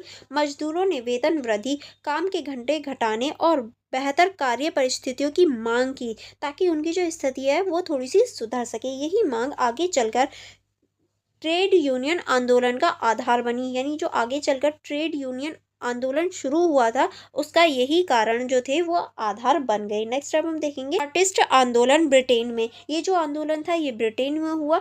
1840 के दशक में मजदूरों ने राजनीतिक अधिकारों की मांग के लिए चार्टर पेश किया था। यानी इन्होंने जो मजदूर हैं इन्होंने राजनीतिक अधिकारों के लिए भी चार्टर पेश किया था, जिसमें सार्वभौमिक मताधिकार, गुप्त मतदान और संसद में जवाबदेही के प्रतिनिधित्व की मांग की। यानी ये भी मतदान दे सकते हैं, गुप्त मतदान हो और संसद में जवाबदेही हो, इनके लिए भी ये इन्होंने नियम रखे थे। नेक्स्ट अब हम देखेंगे समाजवादी विचारधाराओं का प्रभाव, यानी जो समाजवादी विचारधाराएं थी उनका जो प्रभाव है वो किस तरह से बढ़ा, चलिए देख लेते हैं। इसमें आप लिखेंगे कार्ल मार्क्स, फ्रेडरिक एंगेल्स और अन्य समाजवादी विचारकों ने समुदाय वर्ग को संगठित होने के लिए प्रेरित किया। यानी इन लोगों ने एक तरह से सभी लोगों को संगठित किया था। नेक्स्ट आप इसमें लिखेंगे कम्युनिस्ट मैनिफेस्टो 1848 ने पूंजीवाद के विरोध और वर्ग संघर्ष की दिशा को स्पष्ट कर दिया, यानी इन्होंने पूंजीवाद जो व्यवस्था है उसे और ज़्यादा स्पष्ट और बढ़ाने का प्रयास किया ताकि सभी लोगों के सामने आ सके। नेक्स्ट अब हम देखेंगे श्रमिक आंदोलन के परिणामों और प्रभाव, यानी जो श्रमिक आंदोलन थे इसके क्या परिणाम हुए और क्या प्रभाव रहे। तो पहला आप देखेंगे ट्रेड यूनियन का गठन, मजदूरों ने अपने अधिकारों के लिए यूनियन बनाई और सामूहिक हड़तालें की, यानी समूह में रहकर अब इन्होंने हड़तालें करनी शुरू कर दी। कई देशों में सरकारों को मजदूर कानून लागू लागू करने पड़े ताकि ये जो एक तरह से आंदोलन हो रहे थे उन्हें खत्म किया जा सके। नेक्स्ट अब हम देखेंगे सामाजिक सुधार, किस तरह से धीरे धीरे काम के घंटे घटे, बाल श्रम पर रोक लगी और मजदूरों के लिए सुधार कानून बनने लगे, यानी ये धीरे धीरे जो इनकी मांगे थी वो पूरे होने लगी। मजदूर वर्ग को राजनीतिक अधिकार भी मिलने लगे, यानी अब जो मजदूर वर्ग थे उन्हें राजनीतिक अधिकार मिलने लगे। नेक्स्ट अब हम देखेंगे राजनीतिक चेतना का विकास, यानी जो राजनीतिक चेतना है उसका भी विकास होने लगा। किस तरह से, चलिए देख लेते हैं। इसमें आप लिखेंगे मजदूर अब केवल आर्थिक नहीं बल्कि राजनीतिक शक्ति ही बन गए थे, यानी अब ये आर्थिक ही नहीं बल्कि राजनीतिक शक्ति भी बनने लगे थे। 19वीं शताब्दी के उत्तरार्ध में सोशलिस्ट पार्टी का गठन हुआ और 19वीं शताब्दी के उत्तरार्ध यानी शुरुआत में ही जो सोशलिस्ट पार्टी है उसका भी गठन हो गया था। आई होप क्वेश्चन आपको और इसका आंसर आपको अच्छे से समझ में आया होगा। अब हम देखेंगे इस क्वेश्चन का निष्कर्ष। निष्कर्ष में आप क्या लिखेंगे? 19वीं शताब्दी की शुरुआत में हुई औद्योगिक और सामाजिक परिवर्तनों ने यूरोप की आर्थिक प्रगति की, लेकिन इसके साथ ही मजदूर वर्ग के शोषण और असमानता ने श्रमिक आंदोलन को जन्म दिया, यानी हम कह सकते हैं 19वीं शताब्दी की शुरुआत में औद्योगिक और सामाजिक प्रगति ने जो एक तरह से गति है, आर्थिक वृद्धि है वो तो की, लेकिन साथ ही जो मजदूर वर्ग है उसका शोषण भी किया था, उसे एक तरह से असंतोष किया था, जिसकी वजह से जो श्रमिक आंदोलन है वो भी शुरू हुए। इन आंदोलनों ने आगे चलकर यूरोप में लोकतंत्र, समाजवाद और सामाजिक न्याय की नींव रख दी। इस प्रकार सामाजिक आर्थिक परिवर्तन ही 19वीं शताब्दी के श्रमिक जागरण और आधुनिक श्रमिक अधिकारों की शुरुआत का आधार बनी। और इसी तरीके से जो 19वीं शताब्दी में श्रमिक जागरण और आधुनिक श्रमिक अधिकारों की शुरुआत हुई थी, उन्होंने एक तरह से 19वीं शताब्दी से हम उनकी शुरुआत देख सकते हैं। जैसे कि आप सभी देख सकते हैं, नेक्स्ट क्वेश्चन है हमारा 19वीं शताब्दी में इटली और जर्मनी की एकीकरण प्रक्रिया का परीक्षण कीजिए, यानी आपको बताना है जो 19वीं शताब्दी में इटली और जर्मनी का एकीकरण हुआ था उस प्रक्रिया के बारे में। इन आंदोलन में शामिल प्रमुख व्यक्तियों, विचारधाराओं और राजनीतिक रणनीतियों तथा राष्ट्रीय एकता को प्राप्त करने में उनके सामने आने वाली चुनौतियों का पर प्रकाश डालना है। किस तरह से, देखिए इन आंदोलनों में जो एकीकरण के आंदोलन हो रहे थे इनमें किन व्यक्तियों ने योगदान दिया, विचारधाराएं क्या क्या थी, राजनीतिक जो रणनीतियाँ थी वो क्या थी और क्या क्या चुनौतियों का सामना करना पड़ा वो भी आपको बताना है। ठीक है, आई होप आपको क्वेश्चन समझ में आया होगा। चलिए आंसर देखेंगे। आंसर आप इस तरह से लिखेंगे, 19वीं शताब्दी यूरोप में राष्ट्रवाद के उदय का युग, यानी 19वीं शताब्दी जो थी उसमें यूरोप में राष्ट्रवाद का जो युग था वो स्टार्ट हो गया था। नेपोलियन युद्ध के बाद यूरोप में कई छोटे छोटे राज्य अस्तित्व में आए, यानी नेपोलियन युद्ध के बाद में यूरोप में कई छोटे छोटे राज्य जो हैं वो सामने आए थे, जिसमें राजनीतिक विभाजन और विदेशी नियंत्रण था, यानी राजनीतिक स्तर पर विभाजन भी था और विदेशी यानी अलग देशों का वहाँ पर नियंत्रण भी देखने को मिल रहा था। इस दौर में इटली और जर्मनी में राष्ट्रीय एकता की भावना उभर कर सामने आई। इसका परिणाम अंत इन दोनों देशों का एकीकरण के रूप में हुआ, यानी इस दौर में ही जो इटली है और जर्मनी है इन दोनों का एकीकरण की जो भावना है वो सामने आ रही थी धीरे धीरे, और अंत में हम कह सकते हैं दोनों का एकीकरण भी हो गया था। इन आंदोलन ने यूरोप के राजनीतिक नक्शे को पूरी तरह बदल दिया, और इन दोनों के जो ये आंदोलन हुए थे या यूरोप का जो ये आंदोलन था इसने जो राजनीतिक नक्शा था उसे पूरी तरीके से बदल कर रख दिया था। क्यों? क्योंकि दोनों का एकीकरण हो गया था। इटली का एकीकरण किस तरह से, इटली का एकीकरण जो है वो 1850 से 1870 तक हम देख सकते हैं। इसकी पृष्ठभूमि के अंतर्गत आप क्या लिखेंगे, चलिए देख लेते हैं। पृष्ठभूमि में आप लिखेंगे 1815 की वियना की कांग्रेस के बाद इटली कई छोटे राज्यों में बट गई थी। अब वियना की जो कांग्रेस है उसके बारे में मैं आपको ऑलरेडी प्रीवियस वीडियोस में बता चुकी हूँ कि किस तरह से इसने भूमिका निभाई थी, और इटली छोटे छोटे राज्यों में बट गई थी वियना की कांग्रेस के बाद में, जैसे कि सुडेनिया हो गया, नेपलिस हो गया, मोम्बार्डी हो गया, वेनिस, टस्कनी आदि इन सारे जो राज्य हैं इनमें बढ़ गई थी। इसमें से कई हिस्सों पर ऑस्ट्रेलिया का नियंत्रण था, यानी कई हिस्सों पर ऑस्ट्रेलिया यानी विदेशी ये जो नियंत्रण था वो भी देखने को मिला। जनता विदेशी शासन और राजनीतिक विभाजन से असंतुष्ट थी, यानी अब जनता भी बहुत ज़्यादा परेशान हो गई थी विदेशी शासन से। अगर हम प्रमुख व्यक्तित्व और विचारधाराओं की बात करें कि कौन कौन से व्यक्ति बहुत ज़्यादा इंपॉर्टेंट रोल निभाते हैं और कौन कौन सी विचारधारा हैं, तो इसमें आप लिखेंगे, पहला आप लिखेंगे जोसेप्पे मेज़नी। इसमें आप लिखेंगे यंग इटली संगठन के संस्थापक, यानी इन्होंने यंग जो इटली है ये संगठन बनाया था। इन्होंने राष्ट्रीय एकता, लोकतंत्र और राज्य की वकालत की थी ताकि जो राष्ट्रीय एकता है और लोकतंत्र है उसको बनाया जा सके। उनका नारा था एकीकरण, स्वतंत्रता और गणराज्य, ये इन्होंने नारा दिया था। वह राष्ट्रवाद के जनक कहे जाते हैं, यानी इन्हें ही राष्ट्रीयवाद के जो जनक हैं वो भी कहा जाता है, ये आपको पता होनी चाहिए। नेक्स्ट अब हम देखेंगे काउंट कैमिलो डी कैवुर, ये जो हैं ये किस तरह से अपनी भूमिका निभाते हैं, चलिए देख लेते हैं। इसके अंतर्गत आप लिखेंगे वह सार्डिनिया के प्रधानमंत्री थे, यानी ये जो है ये सार्डिनिया जो हमने अभी राष्ट्रीय देखे थे जहाँ पर बहुत सारे राज्य थे, ये उनमें से एक के प्रधानमंत्री थे।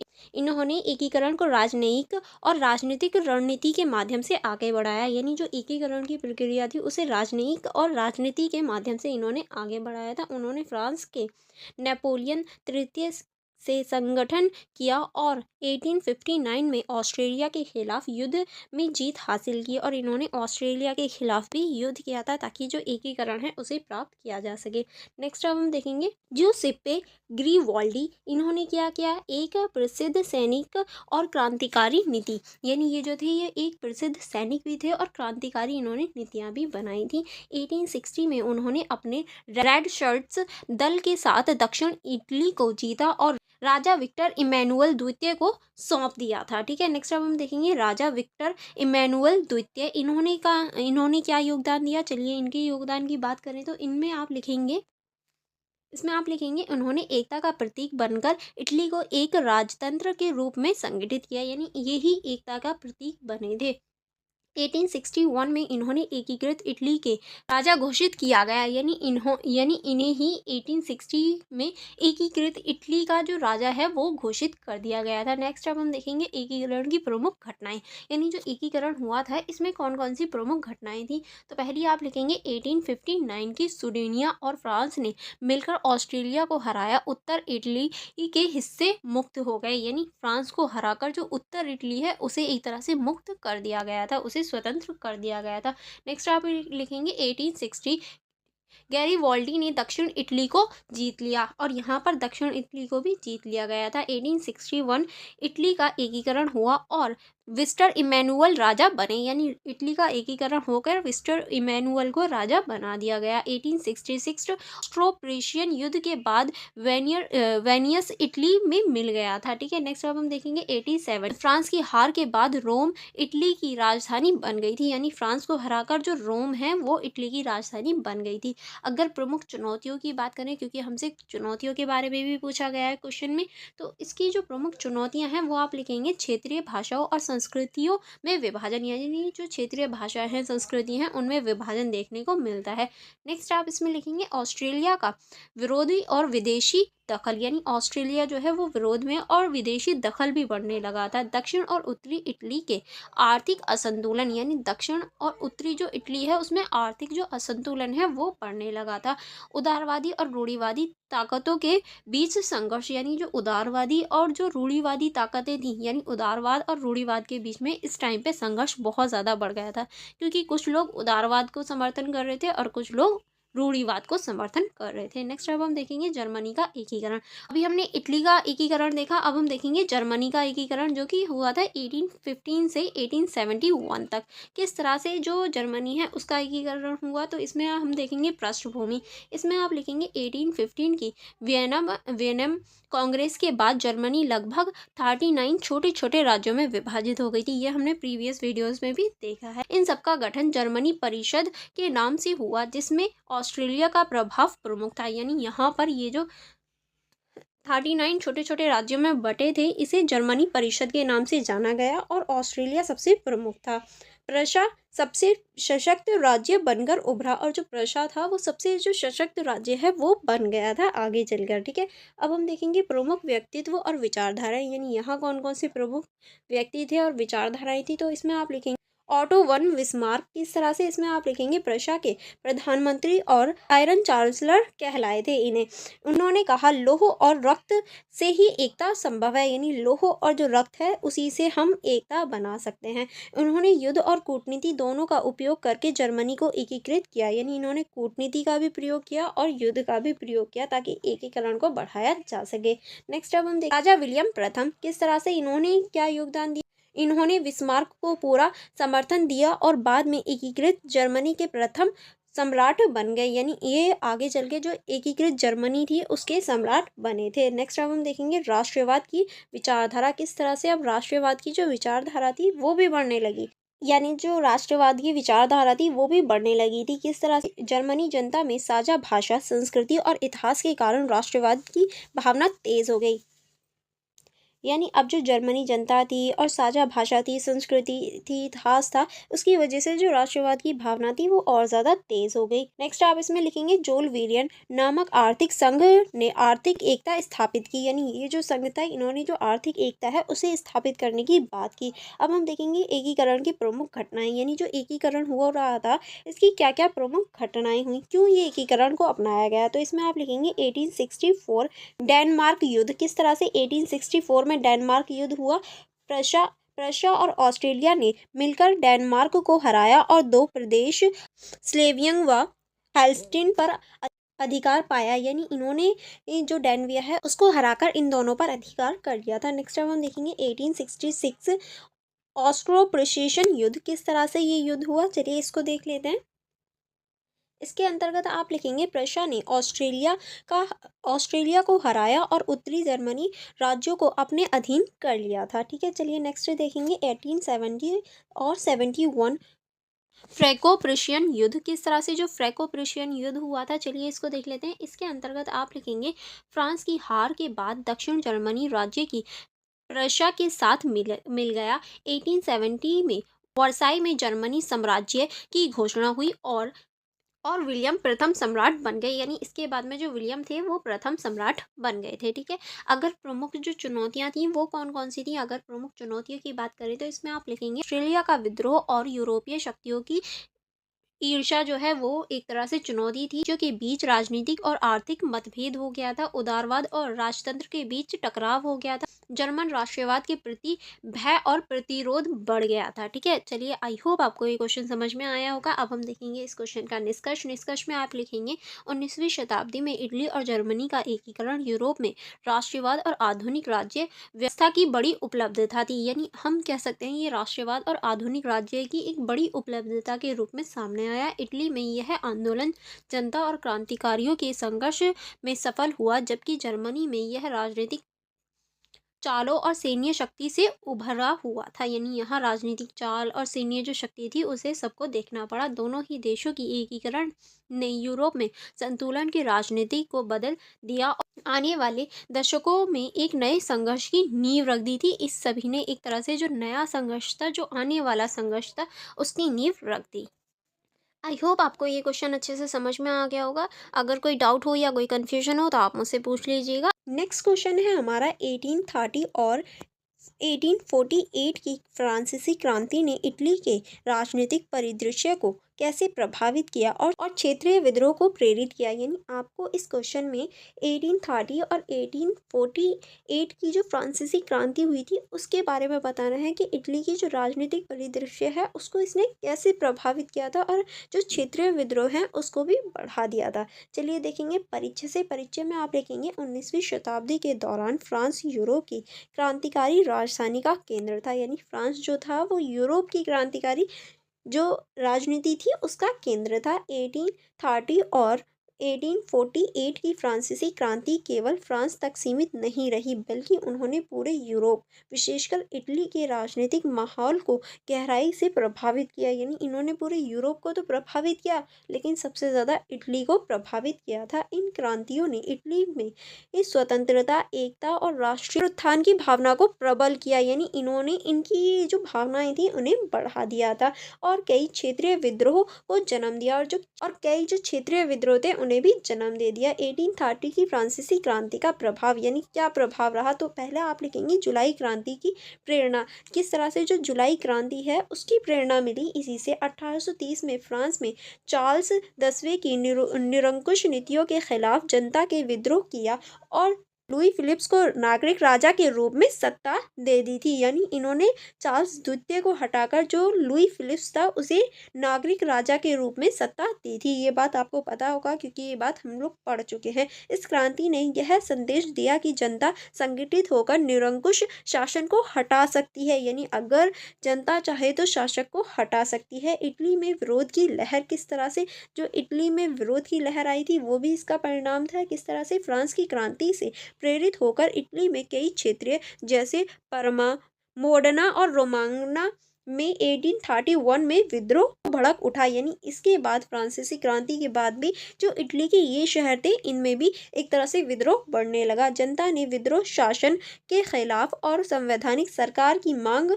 करते हुए बगावत की। यानी अब जो जनता थी वो विद्रोह करने लगी और शासन के खिलाफ जो संवैधानिक सरकार थी उसकी मांगे करने लगी। नेक्स्ट अब हम देखेंगे मैजिनी और राष्ट्रीय चेतना। किस तरह से 1830 के बाद ज्यूसेप्पे मेजिनी ने यंग इटली नामक संगठन की स्थापना की। इन्होंने यंग इटली नामक जो संगठन है उसकी स्थापना कर दी थी। इसका उद्देश्य था एक स्वतंत्र, एकीकृत और गणतांत्रिक इटली की स्थापना करना ही इस जो संगठन था इसका उद्देश्य था। यानी यंग इटली का इस संगठन ने युवाओं में राष्ट्रीय एकता और स्वतंत्रता का जो जोश था वो भर दिया। यानी अब युवा जो थे वो राष्ट्रीय एकता और स्वतंत्रता की और चलने लगे थे, स्वतंत्रता को प्राप्त करना चाहते थे।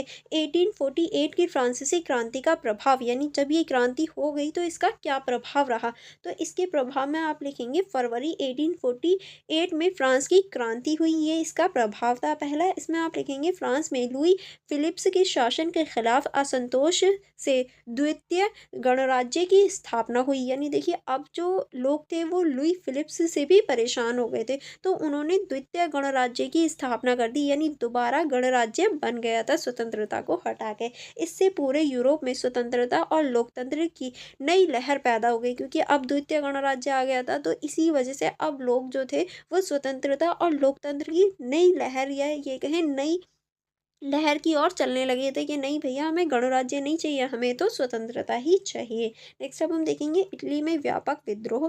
किस तरह से 1848 में इटली के लगभग सभी राज्यों में एक साथ आंदोलन हो गए। यानी सभी राज्यों ने एक साथ ही आंदोलन कर दिए। मिलान, वेनिस, नेपलस, टस्कीन आदि में जनता ने विदेशी शासन के खिलाफ विद्रोह कर दिया। यानी जो विदेशी शासन चल रहा था इन राज्यों में, इन लोगों ने अब इनका विरोध करना शुरू कर दिया। ठीक है, नेक्स्ट अब हम देखेंगे विशेषकर ऑस्ट्रियाई शासन के खिलाफ उत्तर इटली में विद्रोह हुआ, जिसे प्रथम इतालवी स्वतंत्रता संग्राम भी कहा जाता है। यानी जो पहली बार जो विद्रोह हुआ था इटली में, उत्तर इटली में, उसे प्रथम इतालवी स्वतंत्रता संग्राम भी कहते हैं। नेक्स्ट अब हम देखेंगे राजनीतिक सुधार की मांग। यानी राजनीतिक सुधार की मांग कैसे होने लगी। इटली के कई शासकों ने जनता को शांत करने के लिए संविधान जारी किया। यानी इटली के कई शासकों ने जनता को शांत करने के लिए अब संविधान भी लागू कर दिया था, क्योंकि जनता संविधान की ही मांग कर रही थी।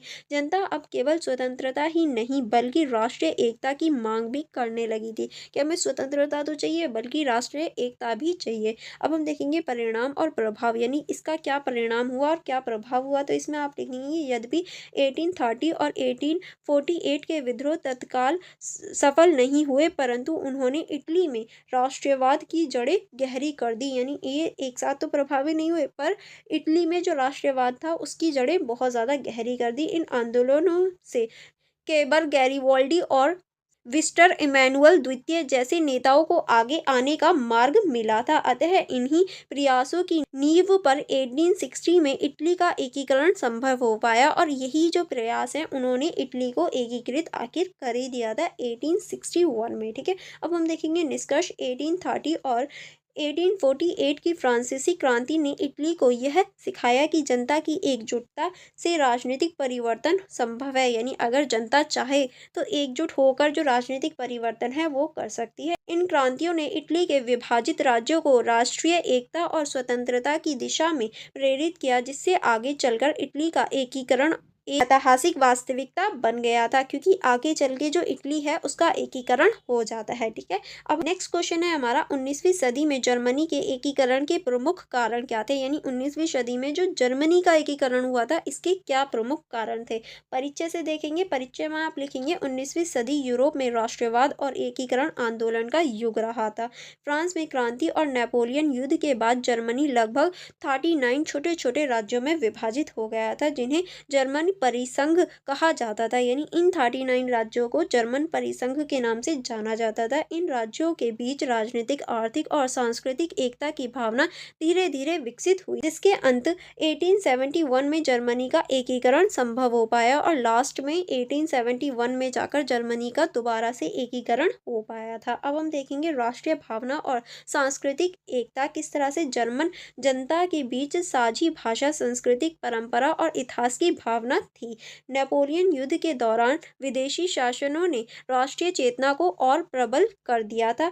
कवियों, लेखकों और विचारकों ने जर्मन राष्ट्रवाद को बल दिया। यानी जो जर्मन राष्ट्रवाद था उसको इन लोगों ने बल दिया, ताकि जो एक साथ जर्मन है वो पूरा एक बन सके। नेक्स्ट अब हम देखेंगे आर्थिक एकता, जॉल वेरिस का योगदान। आर्थिक एकता में जो जॉल वेरिस है इनका क्या योगदान था। 1834 में जॉल वेरिस नामक आर्थिक संघ का गठन हुआ। यानी इन्होंने एक संगठन बनाया जो आर्थिक रूप से इन्हें एक बनाने का प्रयास करेगा। नेक्स्ट अब हम देखेंगे इस संघ ने जर्मन राज्यों के बीच व्यवहारिक कारकों को समाप्त किया और आर्थिक एकता स्थापित की। आर्थिक रूप से एकजुट होने से राज्य के बीच सहयोग की भावना बढ़ी और राजनीतिक एकता की नींव बढ़ी। यानी अब आर्थिक रूप से एकजुट होने की वजह से इनमें सहयोग की जो भावना है, राजनीतिक जो एकता है उसकी नींव बढ़ने लगी थी। नेक्स्ट अब हम देखेंगे प्रशा की भूमिका। प्रशा की क्या भूमिका थी, चलिए देख लेते हैं। इस राज्य की क्या भूमिका थी, इसमें आप लिखेंगे प्रशा सबसे शक्तिशाली और संगठित जर्मन राज्य था। यानी ये जो है सबसे संगठित और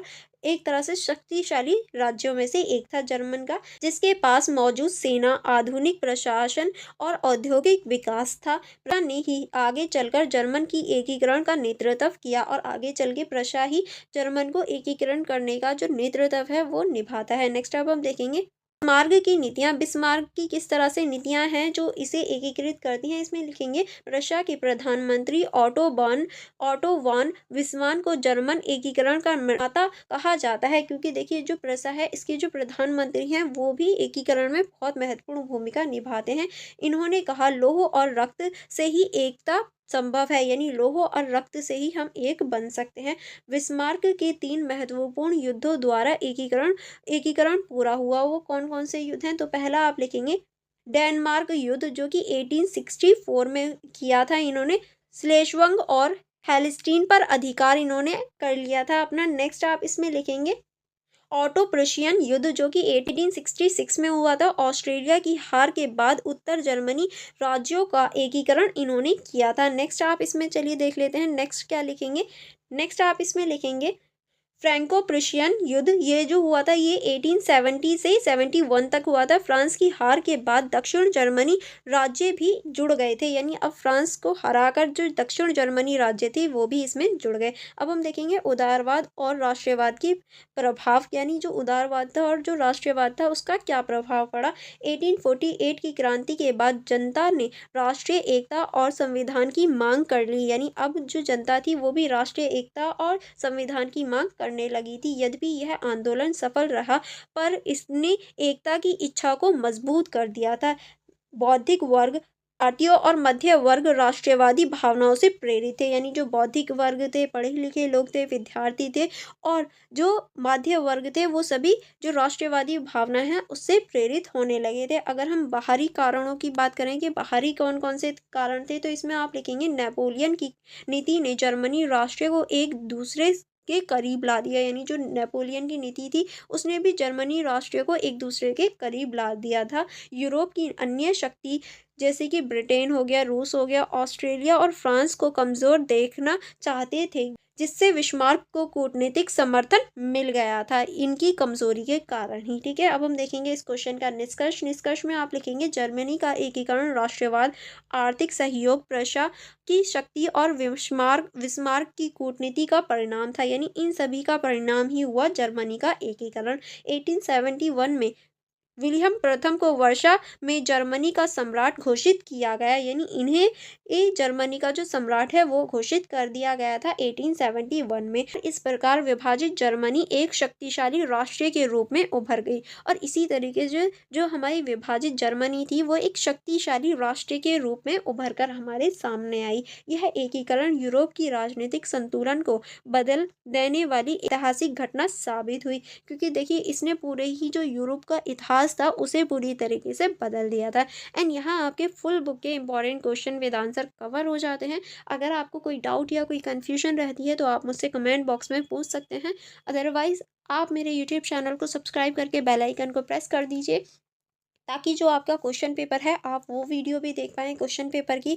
and for more connectivity, for more videos, अगर आपको पर्टिकुलर किसी सब्जेक्ट की वीडियोस चाहिए तो आप मुझे टेलीग्राम ग्रुप में बता सकते हैं। एंड अगर आप इन सभी के नोट्स देखना चाहते हैं, सेल्फ रीड आउट करना चाहते हैं, तो सेकंड वे है आपका टेलीग्राम चैनल। आप मेरा टेलीग्राम जो चैनल है उसको ज्वाइन कर सकते हैं, वहाँ भी मैं नोट्स प्रोवाइड करवा देती हूँ। एंड फॉर मोर कनेक्टिविटी आप मेरी इंस्टाग्राम ID को भी चेकआउट कर सकते हैं, जहाँ मेरी जो अपकमिंग वीडियोज़ हैं उन्हें आप देख सकते हैं एंड उनकी जो इन्फॉर्मेशन है वो देख सकते हैं। अगर कोई डाउट या कोई प्रॉब्लम होती है तो आप मुझसे कमेंट बॉक्स में या फिर मेरे टेलीग्राम ग्रुप में भी पूछ सकते हैं। तो आप वीडियो को लाइक करना एंड चैनल को सब्सक्राइब करना मत भूलना, एंड अपने फ्रेंड्स के साथ भी ज़रूर शेयर करना, क्योंकि जिस तरह से ये वीडियोस आप लोगों के लिए इंपॉर्टेंट है वैसे ही आपके फ्रेंड्स के लिए भी इम्पॉर्टेंट है। चलिए फिर मिलेंगे हम लोग नेक्स्ट वीडियो यानी नेक्स्ट सब्जेक्ट के साथ में। आप यूट्यूब चैनल को सब्सक्राइब कर दीजिए ताकि जो मेरी नेक्स्ट सब्जेक्ट की वीडियोस हैं आपके पास नोटिफिकेशन आ जाए। चलिए फिर मिलेंगे नेक्स्ट वीडियो में। Thank you for watching everyone.